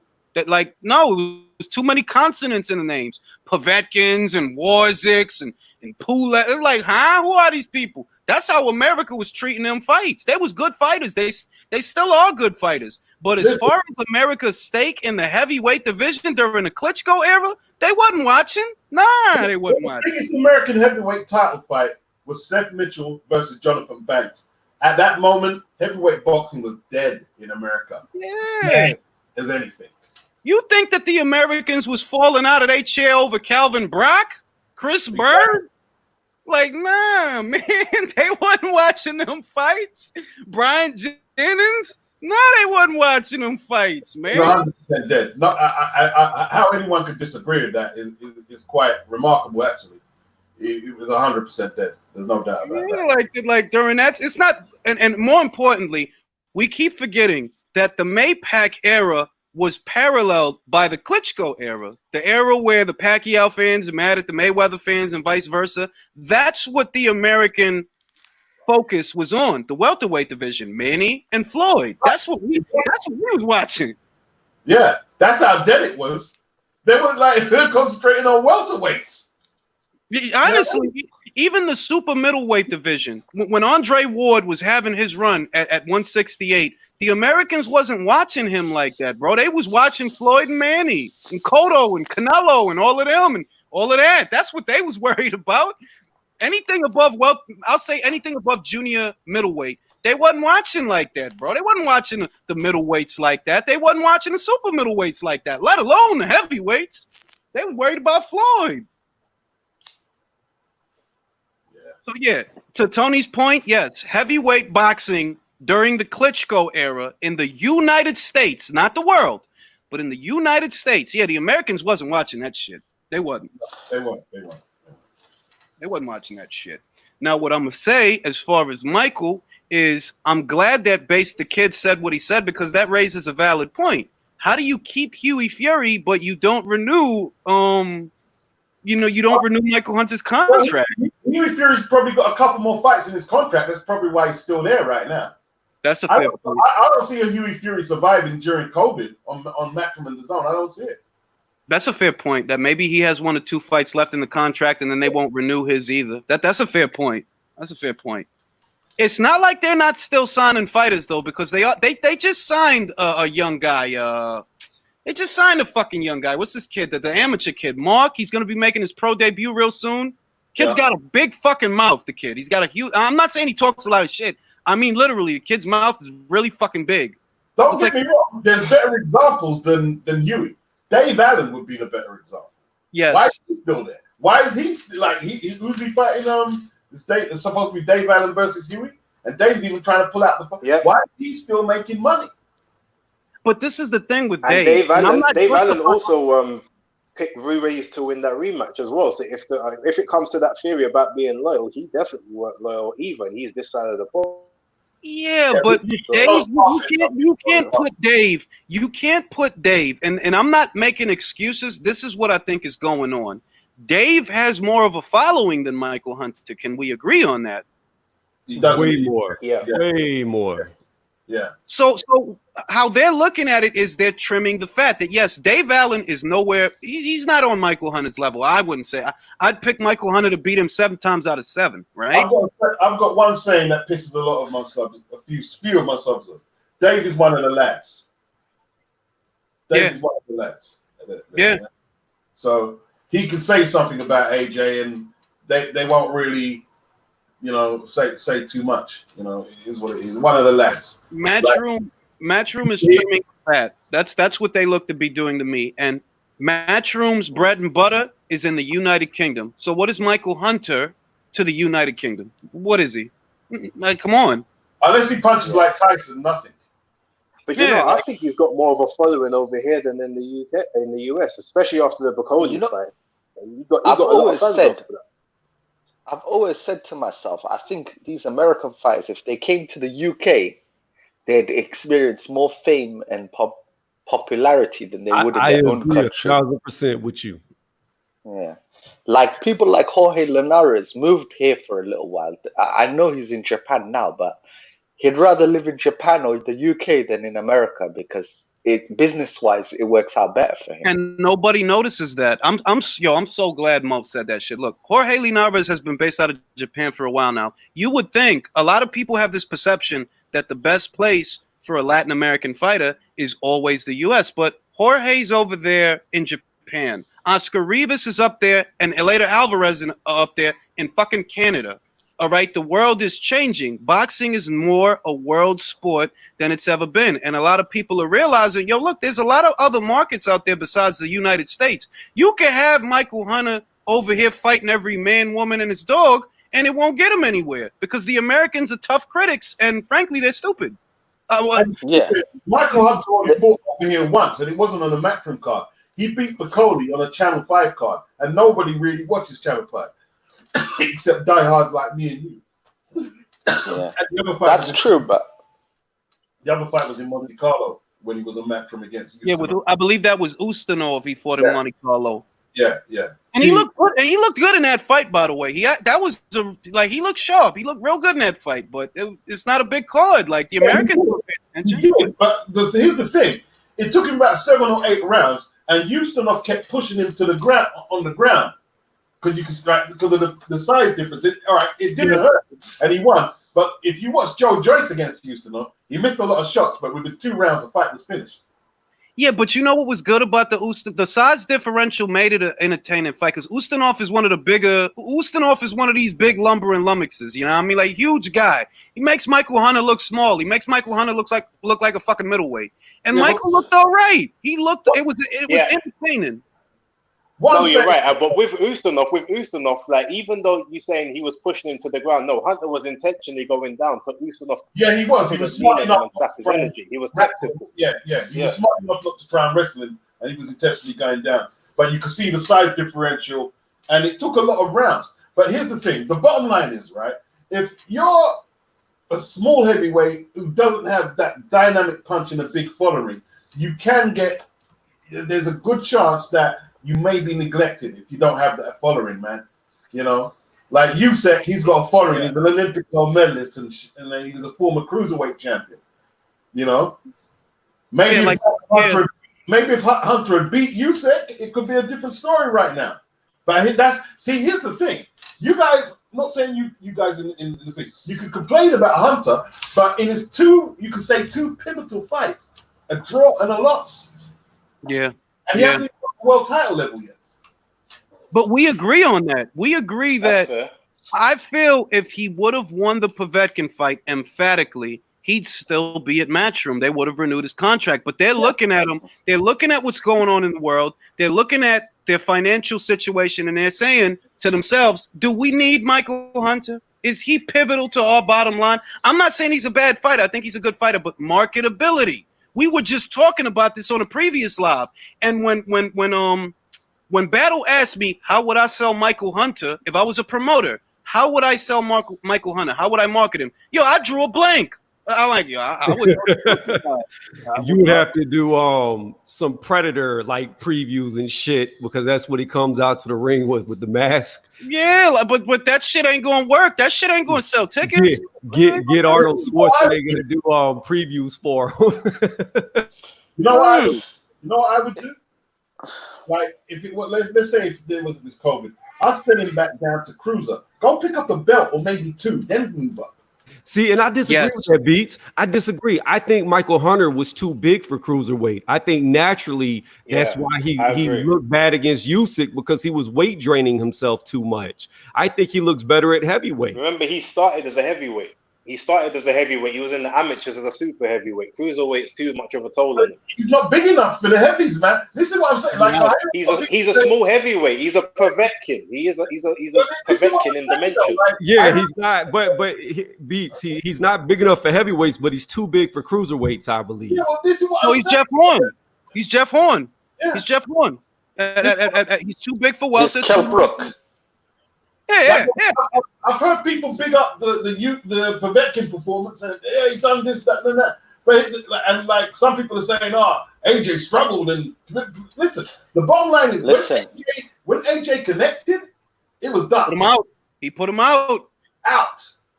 And look, anybody who's followed the career of Alexander Povetkin has never seen him take that much punishment. All right. That's the other thing. Like everybody act like no, Povetkin don't be getting tagged like that. He don't. Even in the Klitschko fight, he finished the fight on his feet. He got he got dropped, but he finished the fight on his feet. Joshua put him out, smoked him. Pack cool. Anthony Joshua. God damn it. And that was a template. Singing the hymn. If Dillian can't sing your hymns, man. Like, if Dillian can't get out of there, like the only thing that's going to stop him going forward is that he's got his mandatory shot regardless. But if he doesn't get him out of there, he's going to get a whole load of criticism. A whole load. It's true. Hold on. I'm sorry, Beach. You were skipping on my end. What did you say? If who doesn't get who out of there? If Dillian doesn't get Povetkin out of there, he's going to get a whole load of criticism. That's true. Yes, it is. That's true. That's true. Yes, I'm not saying it's justified. No. I agree with what he's saying, but the thing is, Povetkin is very close to Dillian's height, and the issue is, if Dillian goes at him to knock him out, he's going to play to every fucking strength that Povetkin has to put Dillian away. And I see this fight. I'm talking the logistics of the fight of what you should do. I'm talking about if he doesn't get him out of there, they're going to compare the result and say, well, AJ got him out of there. How good is Dillian really? You couldn't get rid of what? And then you can't get rid of Povetkin. That's what's gonna happen. If you don't knock him out, that's what people are gonna say. Like, yo, dog, Povetkin's 41. Just through with a cruiserweight. Why can't you not smoke this man? I hear what you're saying, but at the same time, whenever Dillian White beat Parker, you didn't hear people comparing what he did to Parker versus AJ. I mean, he knocked Parker on his ass twice, and AJ couldn't do nothing. Tony, yes, they did. They was like, yo, Dillian beat Parker better than AJ because Dillian dropped him. And Dillian was supposed to lose the fight. That's another thing. I reiterate. But they also did say that Dillian went. They was like he went life and death with Parker, but AJ schooled him. That was another narrative that they did use. That's the narrative I heard. I don't believe that, to be honest, but that is a narrative that did come out. If Dillian went life and death, 30 seconds more, he would have got knocked out.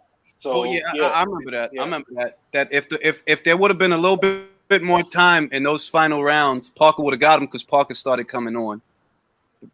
But that's neither here nor there. We can agree that if Dillian does not smoke Povetkin, there's going to be a lot of shit talking on Sunday morning.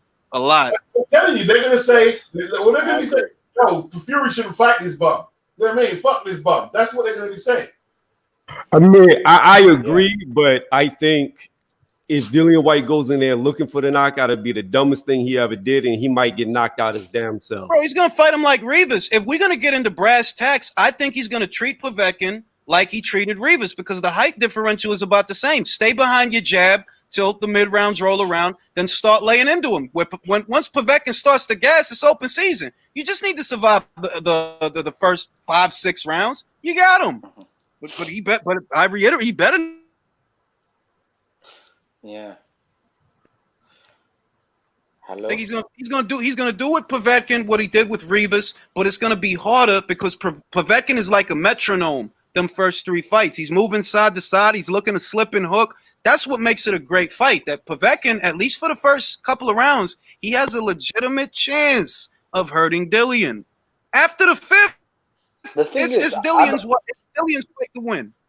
I think Povetkin's punching power has gone down though because he didn't look anywhere near hurting Hughie Fury. He didn't look to hurt Fury at all. No, granted, he looked. Hughie Fury's got a chin, and he's long, so he was riding a lot of the shots. So you can't compare that. Yeah, but he didn't even buzz him. I'm not saying Hughie doesn't have a chin. How many times have you seen Hughie hurt though?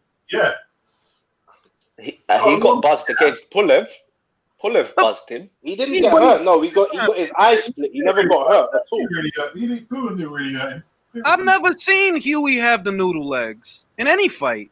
Yeah. He's got a strong chin. Pulev more than Pulev hurt him. And he knows how to ride shots. Yeah, like I think I don't count Hughie against Povetkin because I've never seen Hughie hurt by any. Admittedly, though, Hughie hasn't fought that many somebodies. You lost to Pulev, you lost to Parker, but I've never seen him hurt either. That's the thing. I never seen him hurt. Yeah. Hughie just ain't got no hands. He just got no offense. That's what it is. Yeah, but he got a chin. He got a chin. Yeah. I think what it is Hughie just doesn't have confidence because when he was confident against lower tier guys, he did show fast hands and good combinations. Look, sensational. Everyone does that against lower tier guys, though. That's nothing. Yeah, I know, but he just doesn't have the confidence to step it up. I think he's reached his plateau. Sam Sexton rematch anyone? Have him fight Sam Sexton. He looked fantastic in that fucking No. fight, man. I'd like to see Huey. I'd like to see Huey against Bukoli. That would be an interesting match for me. Can you take that pressure? That's what I'd like. That would be a good fight. Maybe that's why they're keeping him around. Possibly. Maybe that's why. If Huey makes it Because past Bukoli's got a David, ceiling. yeah. If Huey makes it past David, don't be surprised if the winner of that fight fights Bukoli. It's a good fight. That's actually a good fight, by the way. A good fight. Is David Price retired? Yeah. You could put Huey I'd and like to see Price in together. He didn't retire. He didn't retire. Is he No. retired? I was just No, asking. he's I don't not. know. He's not. No, he's not retired yet. He didn't retire. Yeah. He didn't retire. That would be an interesting match. Oh. But it wouldn't last long. You know, if David Dave- Price had a David chin, Price he probably would quit be on one his of the tour. most deadliest boxers there are, but he has no fucking chin. The same is true of Amir Yep. Khan. Same is true of Amir Khan. Woulda, coulda, shoulda. If my aunt had a dick, she'd be my uncle. You know, that's the No, I'm just saying, all that power David has and is wasted on him. Wasted. Well, because I say, look, if you're David Price, right, and you know that you don't take the best shot, then you've got to lay into a guy from the opening bell and use what you got. You hit like a bag of bricks, so use it. Yeah, but he doesn't have good balance as well, and he can't throw combinations. If he throws one, he has to reset, and it takes him forever. He's not that fast as well, so he's just a sitting target. He's just trying to like plant traps until somebody gets in range. Yeah. Yeah. He's got a lot of flaws in him, but Price can't I finish like. him. Can't finish him off. But I'll tell you, David Price behind the mic is really good though. He's really good. Well, that's why talking about behind the mic. That's really why I want to see Fury versus White, because that press conference is going to be lit. Like they're going to but talk it's not so gonna much shit. It's like I would love for that. Like honestly, I really would love for that because it's a clash of styles: the boxer versus the puncher, the mauler versus the athletic. Because Fury's a lot more athletic than Dillian. It's a perfect fight, but he's not gonna have that fight ahead of the Joshua fight. It'll take too much out of him. Even if he wins, it'll still take too much out of him. You're gonna be banged up. This guy wants to retire inside of 3 fights, right? So you're looking at the Wilder fight, right, which he's about to have at the end of the year, and he wants the last 2 fights to be Joshua fights. He's not gonna do a goddamn thing with Dillian White ahead of those fights. So let me ask you this. Let me ask you this about Fury. Let's say Fury does what we don't think he's going to do. Let's say he fights White and he beats him. And let's say Fury goes and fights AJ twice and beats him both times, and then he retires. Does Fury have an argument to make that he's an all-time great heavyweight? Yes, of course. You kidding? That's the perfect. Like, I'm not gonna say that he would have cleaned out the division, but he cleaned out the who's who guys. The who's who guys is who? Joshua, Dillian White, and Deontay Wilder. Before them, it was Vladimir Klitschko. Before them, if you got that resume, you were ATG. My question: you're AT. You don't have to be the greatest, but you are an ATG. I agree. Yes. If AJ clears out Pulev, Usyk, and beat Fury twice, where does he stand? He'll be an ATG of his era. Well, yeah, I have AJ up there. The only difference is the only reason why I'm asking about Fury is because Fury does have that undefeated record. So if he can go on to remain undefeated while beating the top dogs, where would you place him in the all-time great list? Because his career would be cut short. Well, what really drives it home for Fury is that he's the one who ended the Klitschko reign. That's really, it's like, yo, dog, you the one that did it. The reason the heavyweight division looks the way it looks today is because of you. Them belts ended up where they ended up because of you. So that's what really makes it more convincing for Fury than AJ. Like, I still feel like AJ would need one more fight besides the Fury fight to really facilitate that. Who it would be, I don't know. Maybe Daniel Dubois at some point. Or whoever wins Dubois versus Joyce, but he still needs one more big fight because your biggest fight still is the Klitschko fight. That's your biggest fight, the Klitschko fight, and that's Klitschko after Fury beat him. in like a year and a half That's later. true. But then you would be Klitschko, it'd be Klitschko, Fury, and then you'd also still have Dillian White on the record as well. Plus, he'd be the one who went belt collecting, so he's still kind of got that on his resume as well. Yeah. And Parker's an underrated win. So I'm saying belt collecting. Even the Charles Martin win's underrated. Yeah. Context Especially is now, yeah. context in how you look at the Charles Martin win. And the reason for that is AJ was only 3 years into his pro career, and he was levels above that guy. He's only 3 years into his career. That's it. I still don't think Charles Martin is all that bad. I don't think he's as bad as everybody makes him out to be, because I think he would. I think if it would have been a 12-round match against Kalnacki, he would have beat him. And that was a Charles Martin that was coming off being shot, like literally shot, and had a year and a half plus layoff before he fought Kalnacki, and was still dogging him out towards the end of the fight. Then, he hasn't been beat since then. So I don't think he's that bad. I watched the Kalnacki fight a couple of times. No, he's not. He's not that bad. He's not. Charles Martin threw it away. He should have beat Kalnacki. Should have beat him. Can we say that? I think Can he was we say rusty. that Charles Martin He was rusty. Can we say that Charles Martin did better against Gerald Washington than Deontay Wilder? I didn't feel that Martin was being out jabbed at any point in that fight. He looked all right. Yeah, Martin handled Washington. With ease. Yeah. Looked all right. And his knockout was cleaner as well. Yeah. But see, here's the thing that people don't understand. Let's say Charles Martin goes on to do more, right? People don't look back at like who boxers have beat and give validity. Like, let's say Charles Martin gets in contention for another belt because he goes on and beats 5-6 guys. Well, that's the same guy that AJ, like you said, made look like he was an amateur. So that only tells you how much better AJ is. But people don't put that into perspective. I agree with that. That's why I said that some victories age well. Like Anthony Joshua's victory over Dillian White. That's a victory that aged well, because look at where Dillian White is today. You know what I mean? Look at where Charles Martin is today. I would say it's kind of like Jermall Charlo's victory over Julian Williams. When he beat Williams hadn't done a heck of a lot, but it was a victory that ended up aging well because Williams beat the shit out of her. Like, he beat him from pillar to post. So you have those kinds of victories. You do. It's just that with Fury, it's a lot more obvious. With Fury, you ended the reign of Klitschko. You ended it, effectively changing the landscape of the heavyweight division. You beat Wilder, and you beat him both. I mean, to me, he beat him both times. To me, he beat him both times. It was just far more convincing in the second. And remember what the scenario is, you beat White also. And you beat Joshua too. Yeah, dog. Like, goddamn. That's a motherfucker.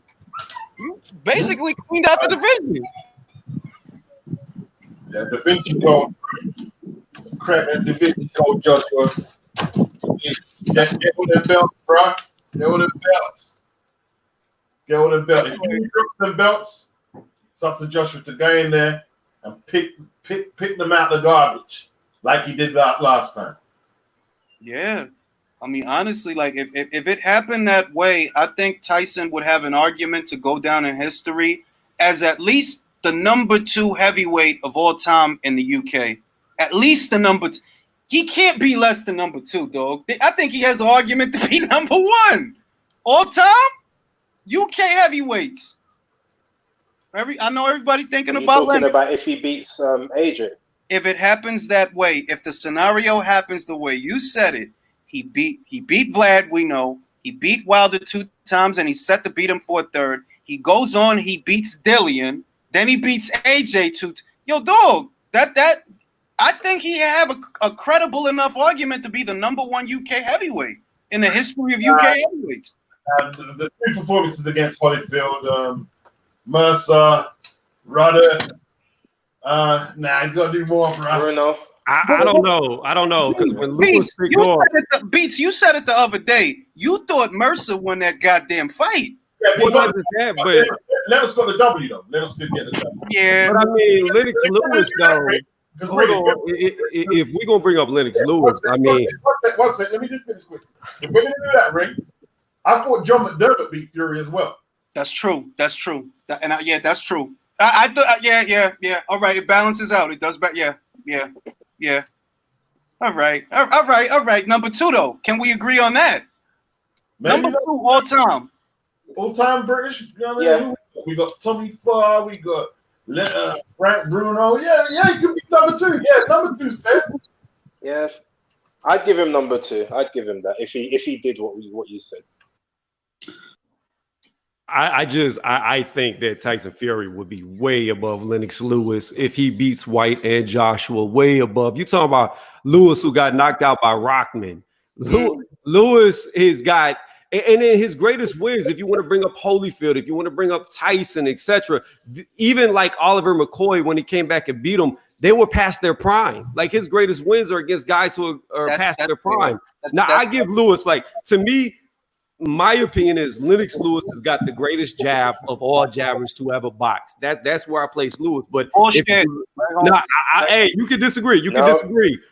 Holmes, that's fine. But no, Holmes. I disagree with Larry Holmes. I disagree 1,000%.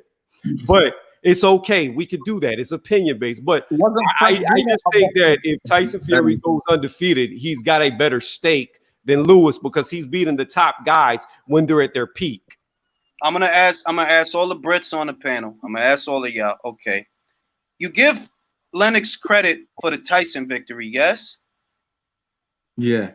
You give him credit. All right, now we know, and I'm not detracting this by any means. I'm picking your brain is what I'm doing. I want to know how y'all look at it because I give him credit for beating Tyson, but we know that was a shot to shit Tyson. Yes. All right, can I reply to that? Yeah. Go ahead, B. All right. Go ahead, B. Tyson in what? 2001 was it? 2001. Right. 2002. 2002. Mike Tyson, right, and Don King were in the courts ducking Lennox Lewis in 1996, 1997, giving him about $5 million step aside not to fuck Mike up. So the only reason that bout took so long to make is because Mike didn't want to smoke with Lennox. Now, hold on. There's more to that story. I remember they paid Lennox to step aside. They end up fighting Bruce Seldon. Am I right about that? For the WBA? Yep. The minute that Mike walked into that ring, the story was he was stripped of the WBC. But the reason that they were lining it up this way was for the Holyfield fight. That's what I remember. So I don't know if I could call it a duck when I remember they was trying to make the Holyfield fight. I believe Holy was the mandatory or something like that for the WBA, and that's why they was doing that. They was putting priority on Holy and taking it away from Lennox. That's what I remember. Now, with that being said, is that really a duck? Listen, it's a duck. Now, let me tell you why it's a duck. Right? When Bruno fought McCall for the belt, they both signed something that even man who won had to face Mike Tyson and not Lennox Lewis. They were ducking him like listen, with everything they had, bro. They were ducking him with everything they had. And that's something I've always been confused about. That if they gave Lennox step aside money, why was Tyson stripped of the WBC title? I didn't understand that. It's like they paid him. They did pay him. And the story, but the sanctioning body held up their end. You got to defend against, you know what I mean, against Lennox. I don't know. They paid him the money when they were desperate. They were trying to pull strings. And that look. Let's put it this way, right? Let's put it this way. Do you view Lennox beating Tyson as being on the same scale as Fury beating Klitschko? No. Washed up. But I do view it against Fury versus Wilder, though. I would say it's that level. How much is the Klitschko fight overrated, though? How much times was Klitschko was knocked out by a gatekeeper? What was the first guy's name? The African American guy. Lamont Brewster. The first one. What was the first guy's name? Dark skin brother. What was his name? It was Lamont. It was Corey Saunders. It was who else he lost to? Chris. Did he lose to Chris Bird? What was his name? No, that's Vitaly. Vitaly lost Chris Bird. The first journeyman he got knocked out by. Let me look it up, man. Wasn't it Corey? It must have been Corey Sanders. Corey Sanders took his own. He was knocked out. No. What was his name, man? Russ Purity. Russ Purity. Yeah. Right? Okay, Add to that, let me tell you something else.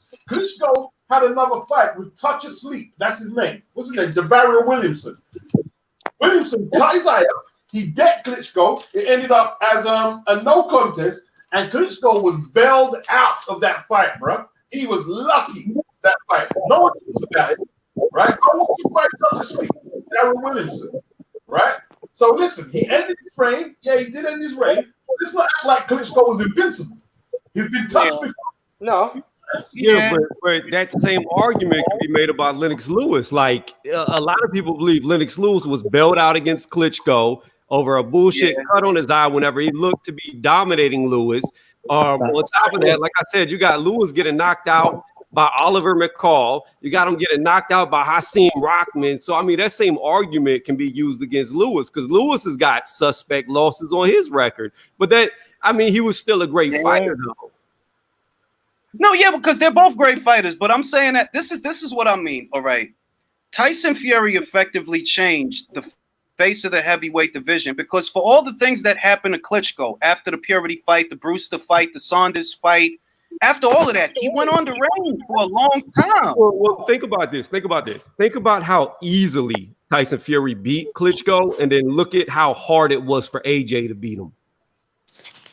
Think about it this way. Think about it this way. Styles make fights. AJ never. I understand, but I'm just saying.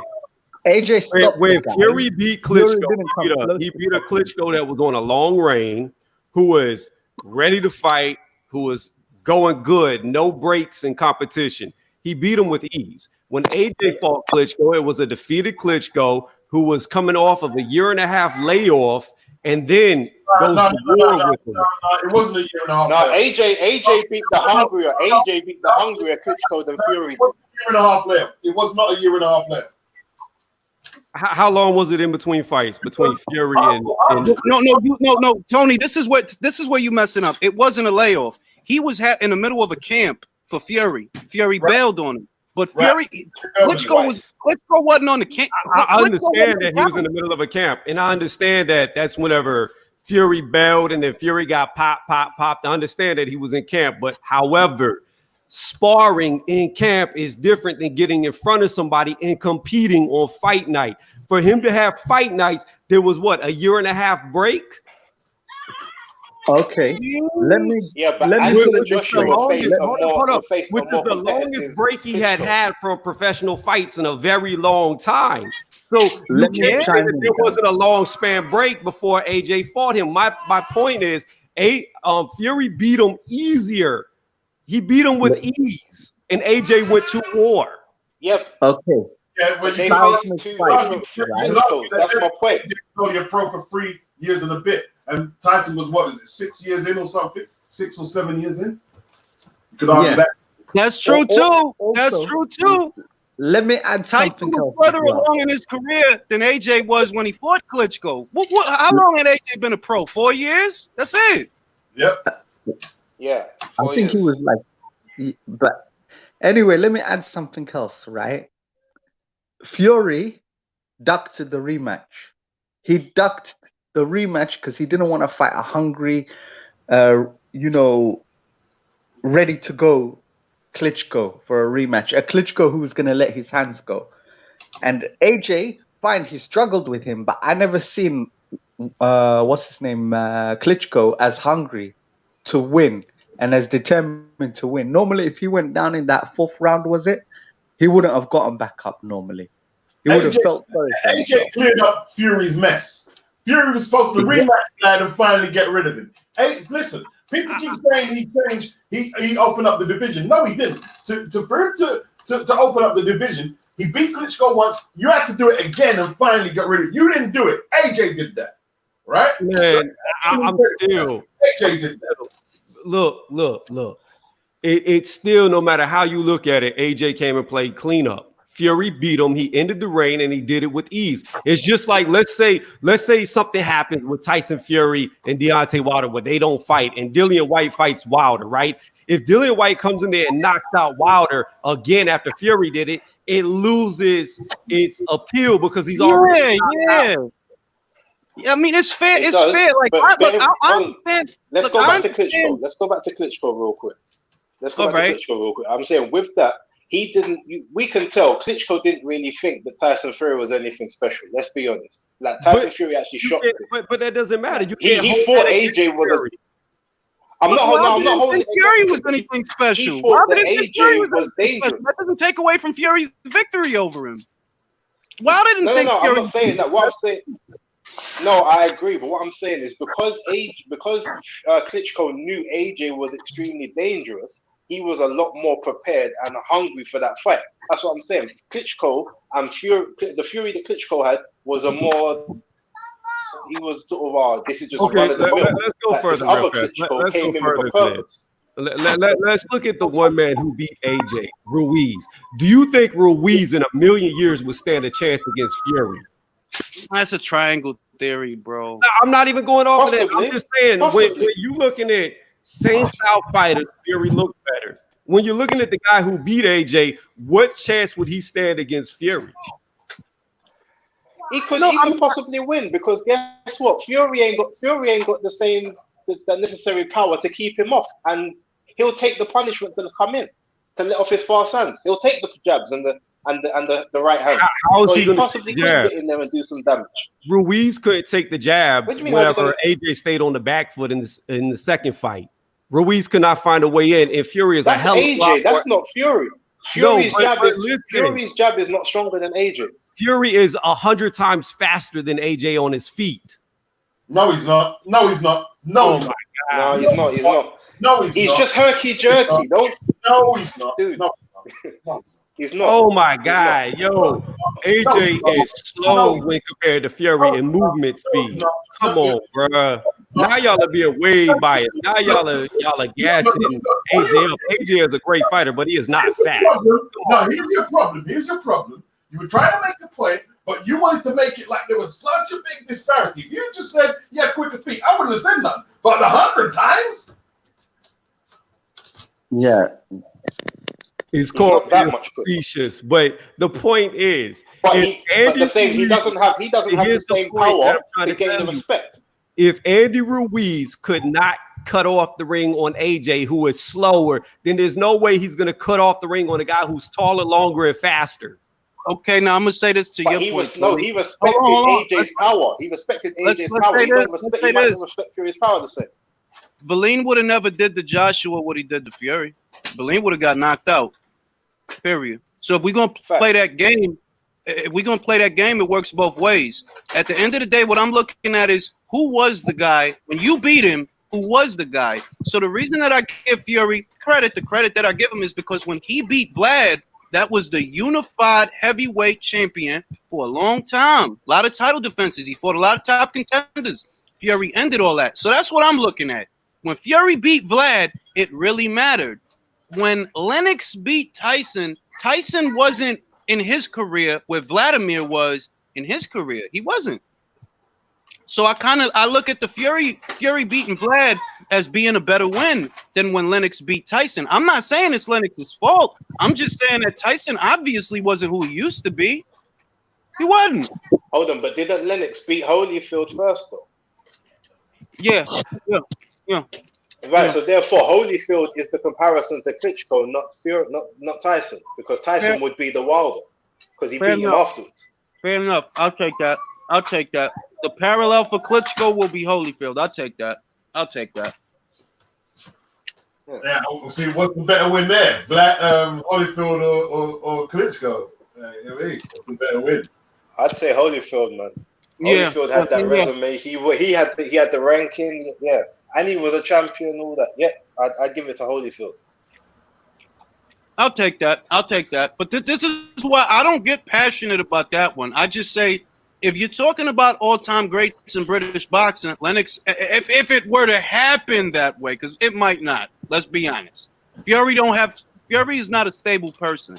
So I don't even know if he could hold it together long enough that would happen. But if it did, he's at least in the conversation for number 2. He's definitely he'd be number 2 to me. Yes. Yes, I'd agree. He could be number 1 or number 2. You could have that argument, and no one should really argue. I agree with that. Everybody got to stop saying Lennox is Canadian. Wasn't Lennox born in the UK? East London. Yeah, he was born in the UK. He only represented Canada in the Olympics, I think it was, right? Yeah. Well, I thought he grew up in Canada. Well, to He my spent knowledge, a couple of years over there. It wasn't that much. It wasn't that much. yeah. It wasn't that Canada, much. Jamaica, and England. Like He was there about 6-7 years. That's where he fought the first Olympics in '84. I saw him representing Canada. He lost Tyrrell Biggs. He was there a long time. yeah, but but when he was in his primary years, he was in England and he moved to Canada and then came back to England, then went to Jamaica after. So he lived in both places. Is my He point. didn't do no boxing in England, or if he did, it was at a very junior level. If he did, he didn't learn how to box in England. Yeah, but we're talking about where he was living, not where he was applying his trade. Sometimes I go to be British, and then other days I'm like, not really. You know, I thought Lewis grew up in Canada, and that's why he started boxing in Canada. And that's why he represented Canada for the Olympics, because that's where he came up. Yes, he was born in England, but that's not where he grew up. But remember what the comment was. He moved to Canada. They keep saying Lennox is Canadian. No, he is not. He was born in London. So well, it's like, I'll give you a prime example. I grew up in New York. I was born in Georgia, so technically I'm from Georgia, even though I grew up in New York. Like, I'm still from the South. No matter how you cut it, it's where you're born. Not where you got a whole nationality, bro. If you go over to Georgia and they start talking their slang, you're like, what them Bama's talking about? That's what you're a New Yorker. New York, bro. You know what I mean? But I'm saying though, in my opinion, is where you're born, not where you grew up. That's where you are officially from. That's what's on your birth certificate. So by that, he's from England, but he didn't grow up there. That's all I'm saying. That's all I'm saying is the dude in the comments keeps saying that. Yeah, but no, his teenage years were spent in Canada, but his younger years were born in England. Dude, I'm a Brit. He ain't no Brit. I'm a Brit. Wait, Lennox is not a Brit? He's Canadian. Like the guy said on the race, Canadian. Canadian. All right. I ain't gonna argue about it. My only point is that if it happens in that succession, if he beats Wilder again, beats White, beats Joshua 2 times, he's in the conversation for number 2. I can't think of somebody that more deserving under those circumstances. Do I think it's going to happen that way? Honestly, no, I don't.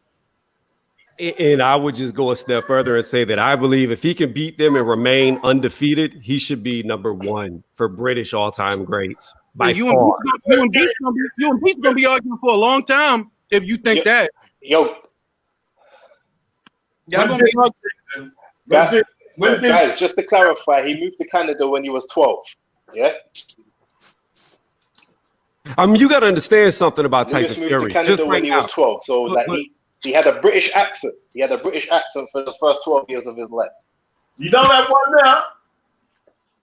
I just want to say this about Tyson Fury. I don't care about the accent or where Lewis is really from. Here's the thing. Tyson Fury has done something that I can't think of any heavyweight in history of boxing doing. He stopped one guy with like 18 title defenses. Then he stopped another guy with 10 title defenses. I can't think of one boxer in the heavyweight division who has done that. So he has stopped 2 long-reigning champions. That right there already gives him validity to be in the top 2. If he goes on to beat AJ and he goes on to beat Dillian White, who are arguably the other 2 top dogs, I don't see how you cannot say he's not number 1 just off that alone. I mean, look. This is my stance. Tony has a valid argument. He has a valid argument. It's just that when you start splitting hairs, okay, we got to talk about the Ped case. We got to talk about McDermott. We got to talk about bailing on Vlad. We got to talk about that. Now, they balance each other out to me. That honestly, like Lennox, and if it were to happen that way, because Fury ain't there yet anyway. But if it were to happen that way, there's little things that balance it out. Like, yeah, Lewis lost to Rockman, and yeah, you know, he lost to McCall.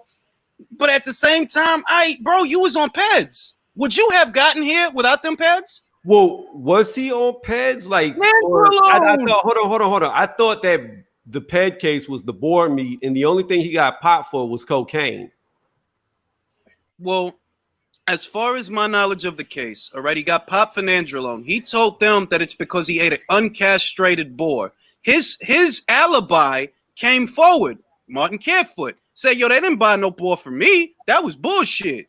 Well, that's not true. He came out years later, like 8 years later, and said he didn't do it. But at the time, he said he did buy it. Yeah, it's not that. It's that, look, at the end of the day, ask yourself a question. Do you think Fury was on Peds? Yes. So let me ask you this. Is Canelo a drug cheat? Yes. Okay, then you can make the argument. I just wanted to see, because a lot of people argue that, you know, Canelo got clenbuterol from steak, which is bullshit. Look, when it comes to guys that get busted, even Dillian White to a degree, it's just very hard to reconcile his case, because one, it was a metabolite. It was a metabolite. You understand? That is a byproduct that could be from a performance-enhancing drug. That's not the same as, yo, we found nandrolone in you, bro. No, what they found in Dillian was a metabolite. It's different. Here's the thing about Dillian that I'll say. I know the BBBC, British Board of Boxing Control, they concluded and actually found out that it was from a pre-workout supplement is why White popped hot, and they still gave him a 2-year ban. So I don't know if I would really consider him a PED cheat for buying a pre-workout.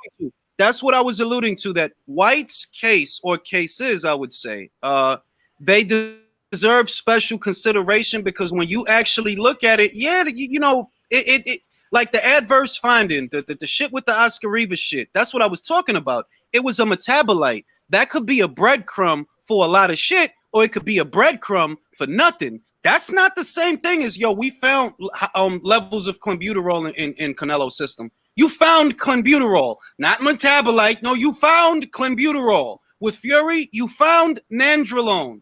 That's what you found. Nandrolone. All right, so, yo, you a pet cheat, bro. With Povetkin.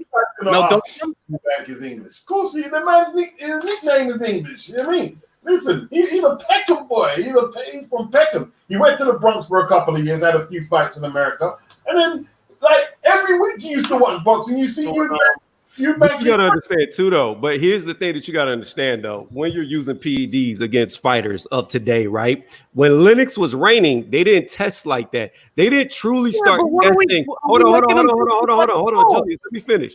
You know, what was it? Evans Fields, right there. Yes. Yeah, you know what I'm saying? They wasn't testing for PEDs back then. It wasn't until Mayweather is actually the reason why PED testing is so strong in boxing today. So a lot of your past fighters were doing shit. Francois Botha, I think he fought the German guy, Axel Schwartz, for the vacant IBF title. He popped the steroids back in the night. They were testing for it. Yeah. Roy Jones against Richard Hall, he popped.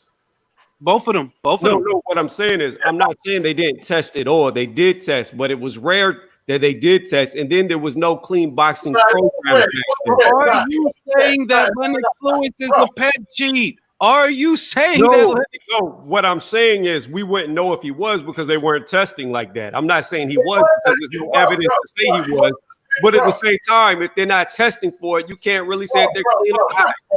Bro.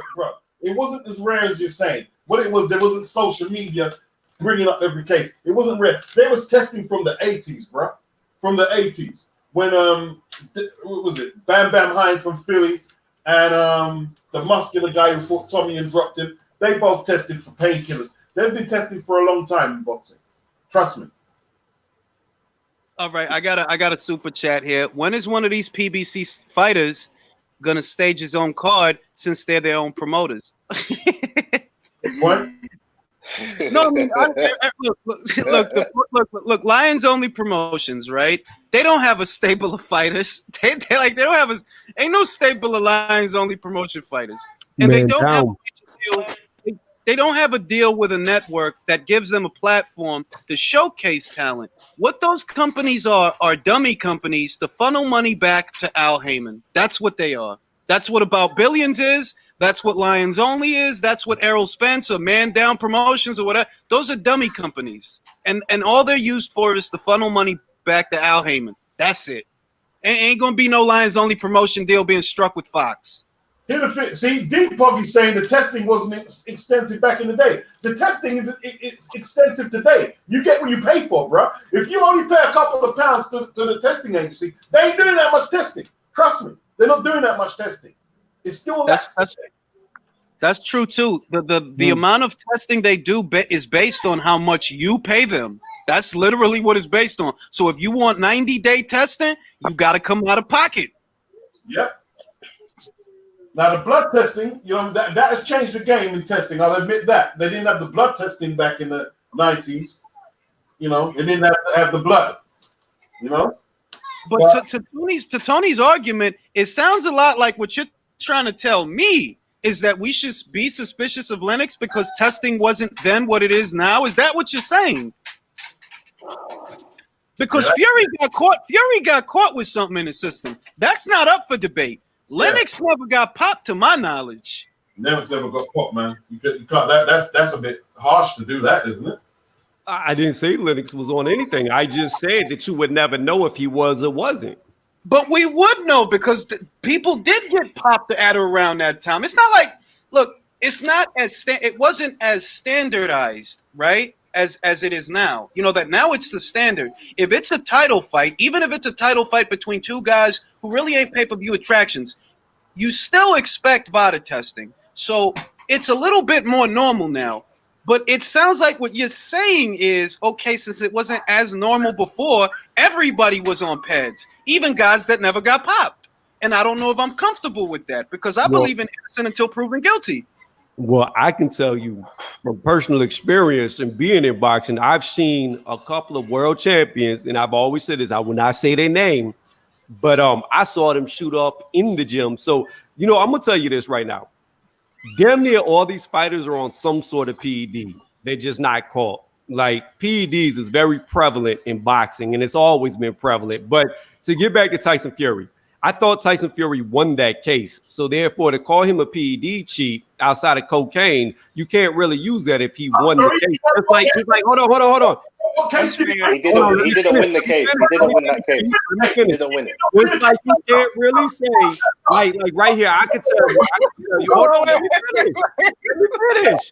Let me finish, Beast. Let me finish my statement, bro. You talking, I'm talking, nobody can hear us. Hold on, Beast. Just like I can get down. Hey, just like I could get down to the chemistry and human biology of why clenbuterol cannot transfer from meat to Canelo and be caught. I could get into that debate and tell you the science behind it, but he was cleared. So therefore, since he was cleared and it was just from tainted meat, can you really say Canelo's a drug cheat? No, by the own rules, you can't. Okay, now Beats is your turn. Beats is your turn. 6 months. Who told Canelo said goodbye. Who told you that Fury got cleared? Who told you that? Who told you? No, what I'm saying is, I thought it was concluded. When hold on. His ban was backdated. Wait. Let Beats correct me if I'm wrong. Hold on. This is what I'm saying. I thought when it went for the nandrolone with the boar meat, they went to court over it. The farmer said that yes, he gave him the non-castrated pig meat, the boar meat, and he got a suspension just like Canelo did, but it was concluded that it came from meat, therefore not intentional. No. See, this is let me do this.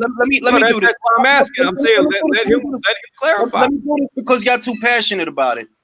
Basically, Tyson Fury was not cleared. He received a backdated ban. He still paid the penalty because whether it's from boar meat or from steroids that you willfully ingested. Either way, it's not supposed to be there. So either way, you're going to get found guilty just because it's there. It doesn't matter where it came from. That's why you, Cat, and Vada got the same rule. You responsible for what you put in your body. It don't matter how it got there. You still responsible. Right. So you still he's let me with a plan. How it concluded is Tyson is saying, yes, I had it in me, but it wasn't big trace amounts. He doesn't know how it got in there. So he's not taking culpability for taking the PEDs, and that's how it got resolved. He was never cleared. He was never as far because he still got a even though it's bullshit, he got a retroactive ban. What they did was they took the time that he spent in retirement and they caught that a suspension. He got a backdated ban. But the way you know he wasn't cleared is because he got a backdated ban. There wouldn't have been no ban at all. Yeah, Julius, I'm not disagreeing with that. That's not what I'm disagreeing with. I know he got backdated suspension, just like Canelo got suspended for clenbuterol. What I'm saying is, I thought when they went to the court case, just like Canelo, they deemed that it came from steak. They even though they gave down I think it was a 6-month ban. I thought with Fury's court case, they concluded that it came from the boar meat. That's why they brought that farmer in. And then 8 years later, the farmer said he never got paid for lying. I thought that's what they concluded. It was inconclusive. Farmer's evidence never inconclusive. And the farmer's evidence never got to the courtroom. Never. Yeah, because the farmer came forward when everything was shut down. So, like when Martin Carefoot came forward, right? When he started talking that shit to the Sun, the COVID shit was going on. So everything got shut down. Like, I don't even know that they ever investigated the shit that he was saying. Right, Julius, right. But that's 8 years later. What I'm saying is 8 years ago when Tyson got popped for it, what I'm saying is I thought at that time the farmer went to court. He testified that Fury ate that meat. And then they concluded before they put down the backdated ban, the reason why Fury popped hot was because of that boar meat. I thought that was the conclusion. That's what I'm asking. No, it was an inconclusive. It was inconclusive. Their findings. They couldn't verify one. The shit is this is look. We paying attention to the wrong thing. We paying it was in the system. We paying attention to the wrong thing because as far as the anti-doping agencies are concerned, right? The way they cover their own ass is they tell you it don't even matter if it did come from boar meat. It don't matter. You still not cleared. We can't clear you if we found it in your body. You can't be clear if it's in your body. So we don't care where it came from. The same shit that the judge in Vegas told Canelo's representatives, because Canelo didn't go to the hearing. They told Canelo, I don't care if the dog ate your homework. I don't care if it came from a cow. You were athlete. You responsible for what's in your body, and you got a suspension, period.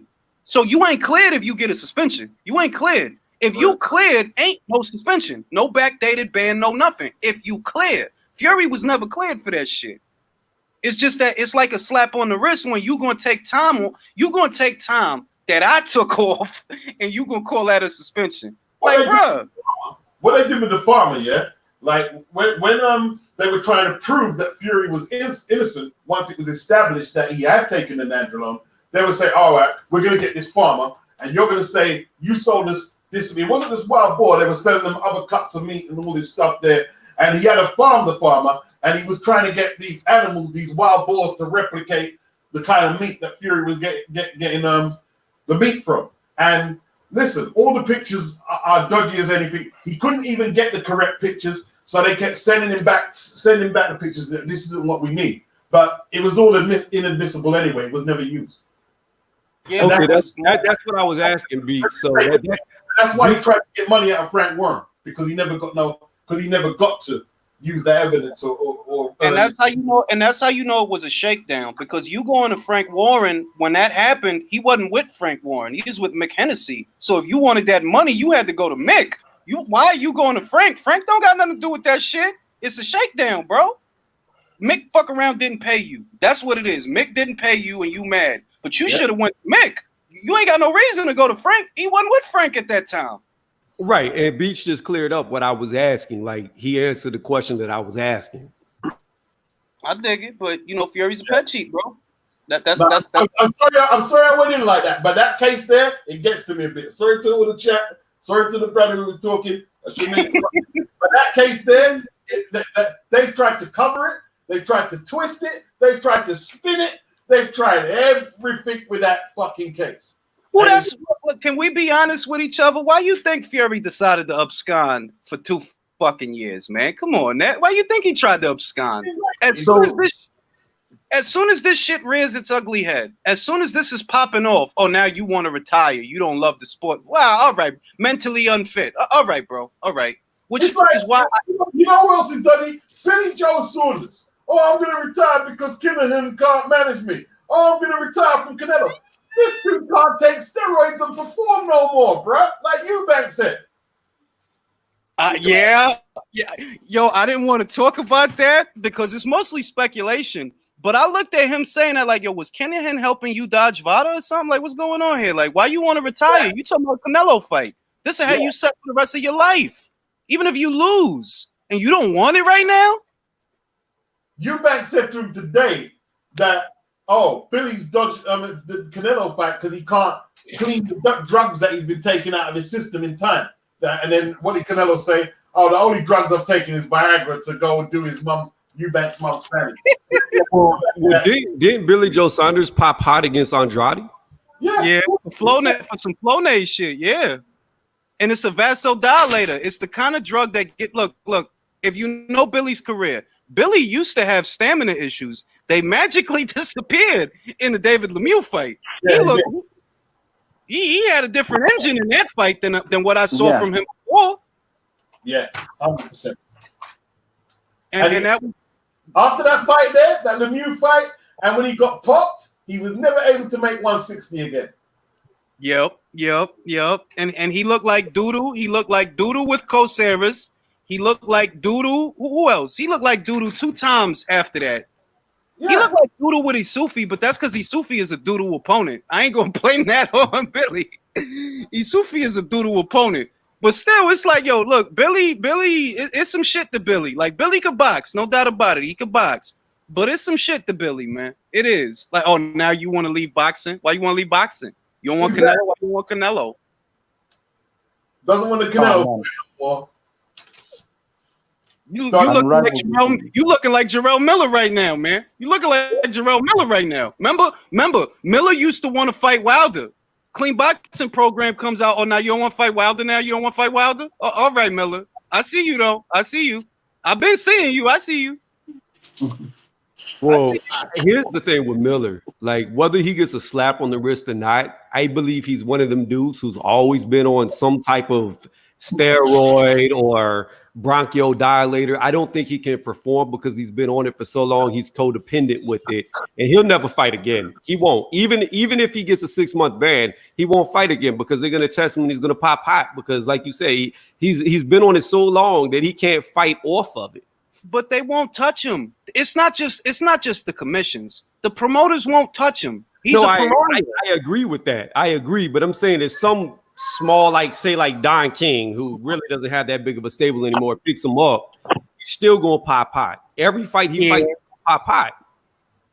And that's if Don, which he won't, that's if Don shells out the money for the VADA testing. So that means that Miller would be limited. If he would have, let's say he got with Don, and Don is like, man, fuck that shit. And he want to put Miller on cards. You can't get him a top-ranked fighter. You can't get him a PBC fighter. You can't get him no upper echelon fighter because then there's going to be VADA testing. So you got to fight Shondell Winters and Alex Lapipis and them kind of guys because that's the only kind of guys they're going to be able to get for you. The kind of guys that... Anyone who's giving Jarrell Miller, any promoter, is an idiot.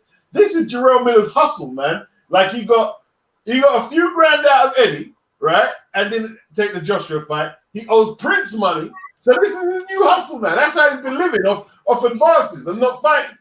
I mean, I wouldn't listen. If I was a promoter, I wouldn't give him shit. I say, I'll sign you. You don't get no advance. So, bro, he still owe Eddie. I didn't even know that he still owes Eddie Hearn money, and they were gonna take that money out of the purse for the fucking Forest fight. He still owe Eddie Hearn money. Oh yeah. All these fighters owe Eddie money. Serrano owes it money.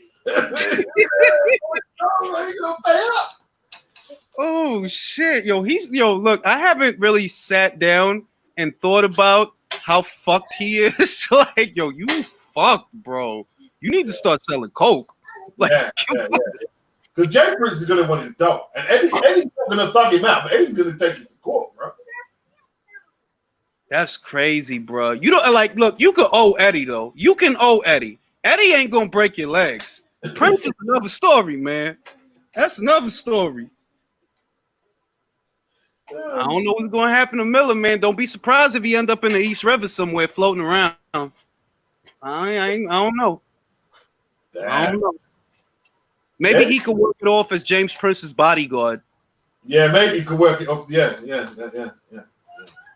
That's crazy, man. He's fucked though. He is fucked.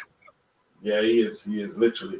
Like, did you see him? What's the channel who done the interview with him when he had the blue shirt on and he had his hand in his face? That was a channel called Fight Network. Yo, you done a good job, dude. Shout out Fight Network, man. You kept him pinned on the back foot, bro.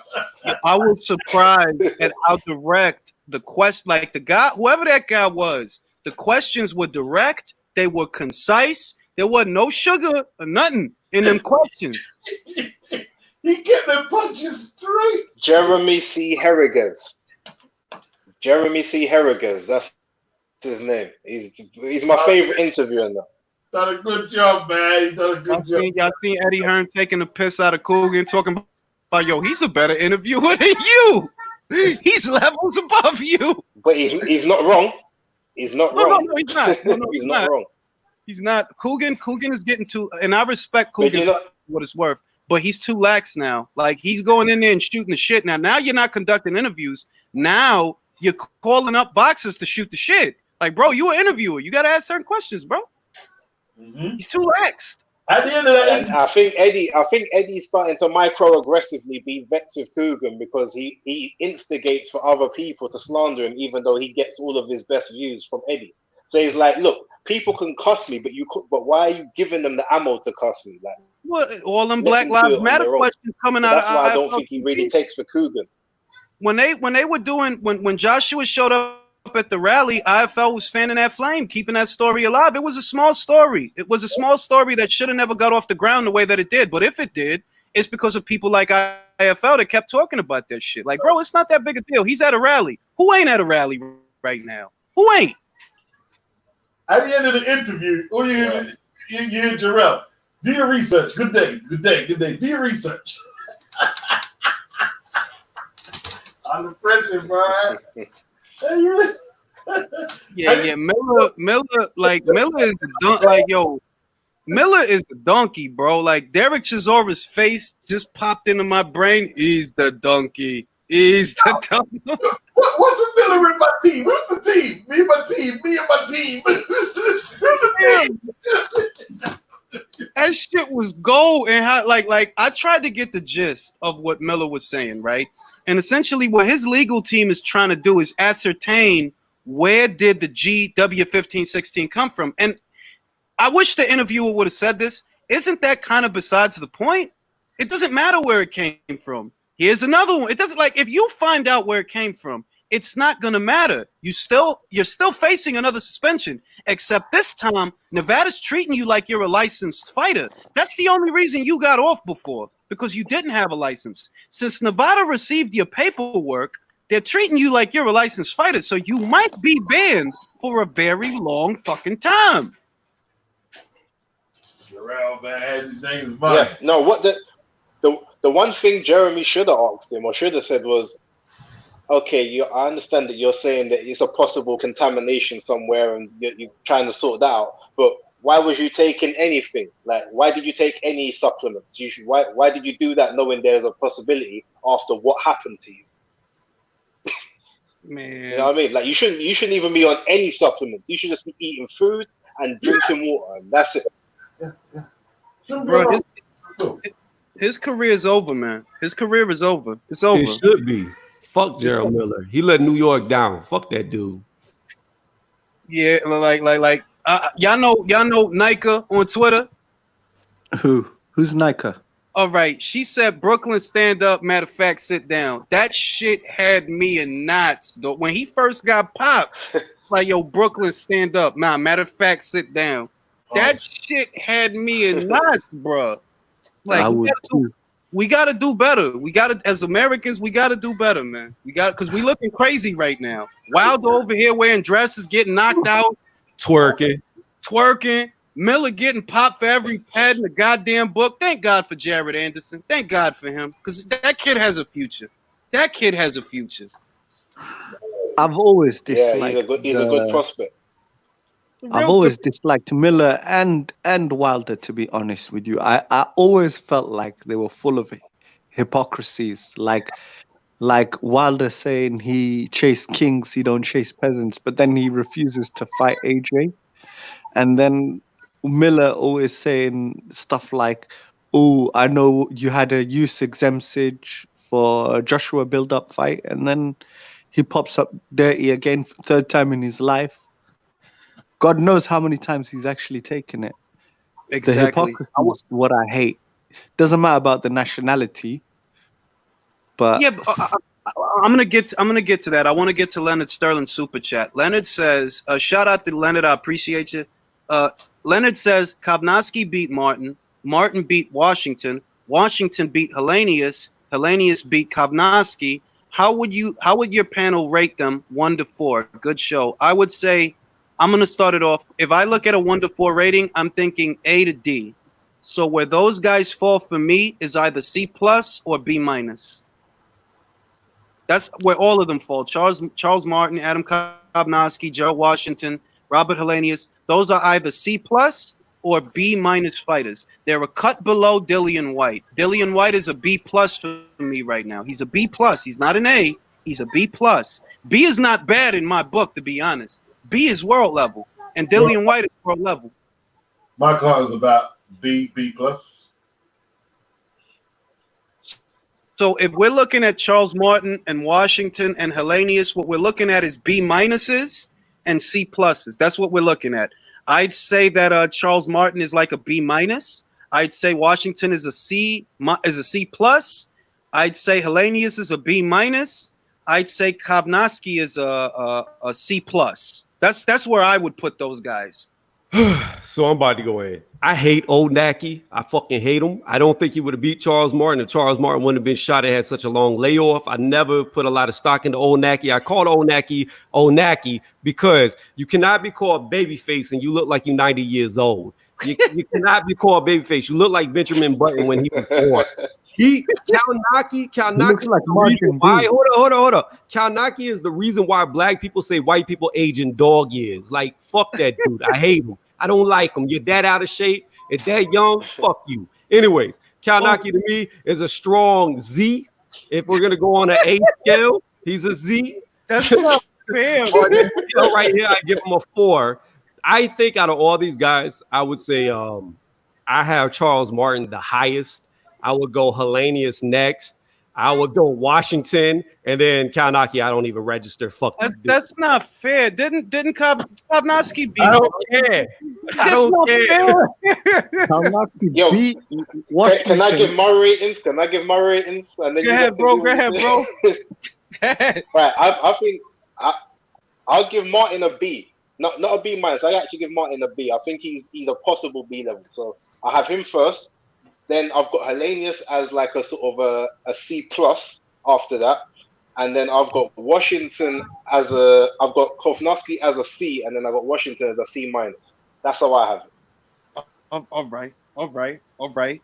See, that's the thing. I'll take Martin being a B plus. I'm a B plus. I'll take Martin being a B minus because there's a lot of guys out there that I don't think could beat him. There's a few that I don't think they could beat him. Or they haven't fought someone like him. Like Frankie Sanchez hasn't fought a Charles. I gave him a B. He's a B. He's not a minus. He's not a plus. He's not a minus. He's not a plus for me. He's a straight B. That's what I give. All right. I'm gonna ask you a question. I'm gonna ask the whole panel a question. Charles Martin, Kubrat Pulev. Who wins that fight in your book? I'm gonna start with you, Base the Kid. Who wins that fight? I think Charles Martin wins it now. 2 years ago, I might have said Pulev, but I think Charles Martin wins it now.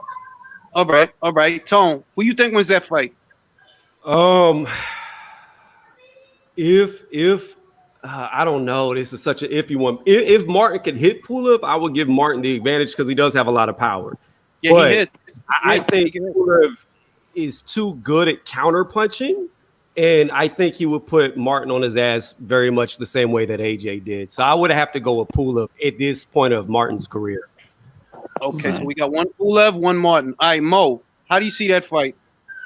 I'll take Martin every day of the week and twice on Sundays. Did any of you see Pulev's last fight?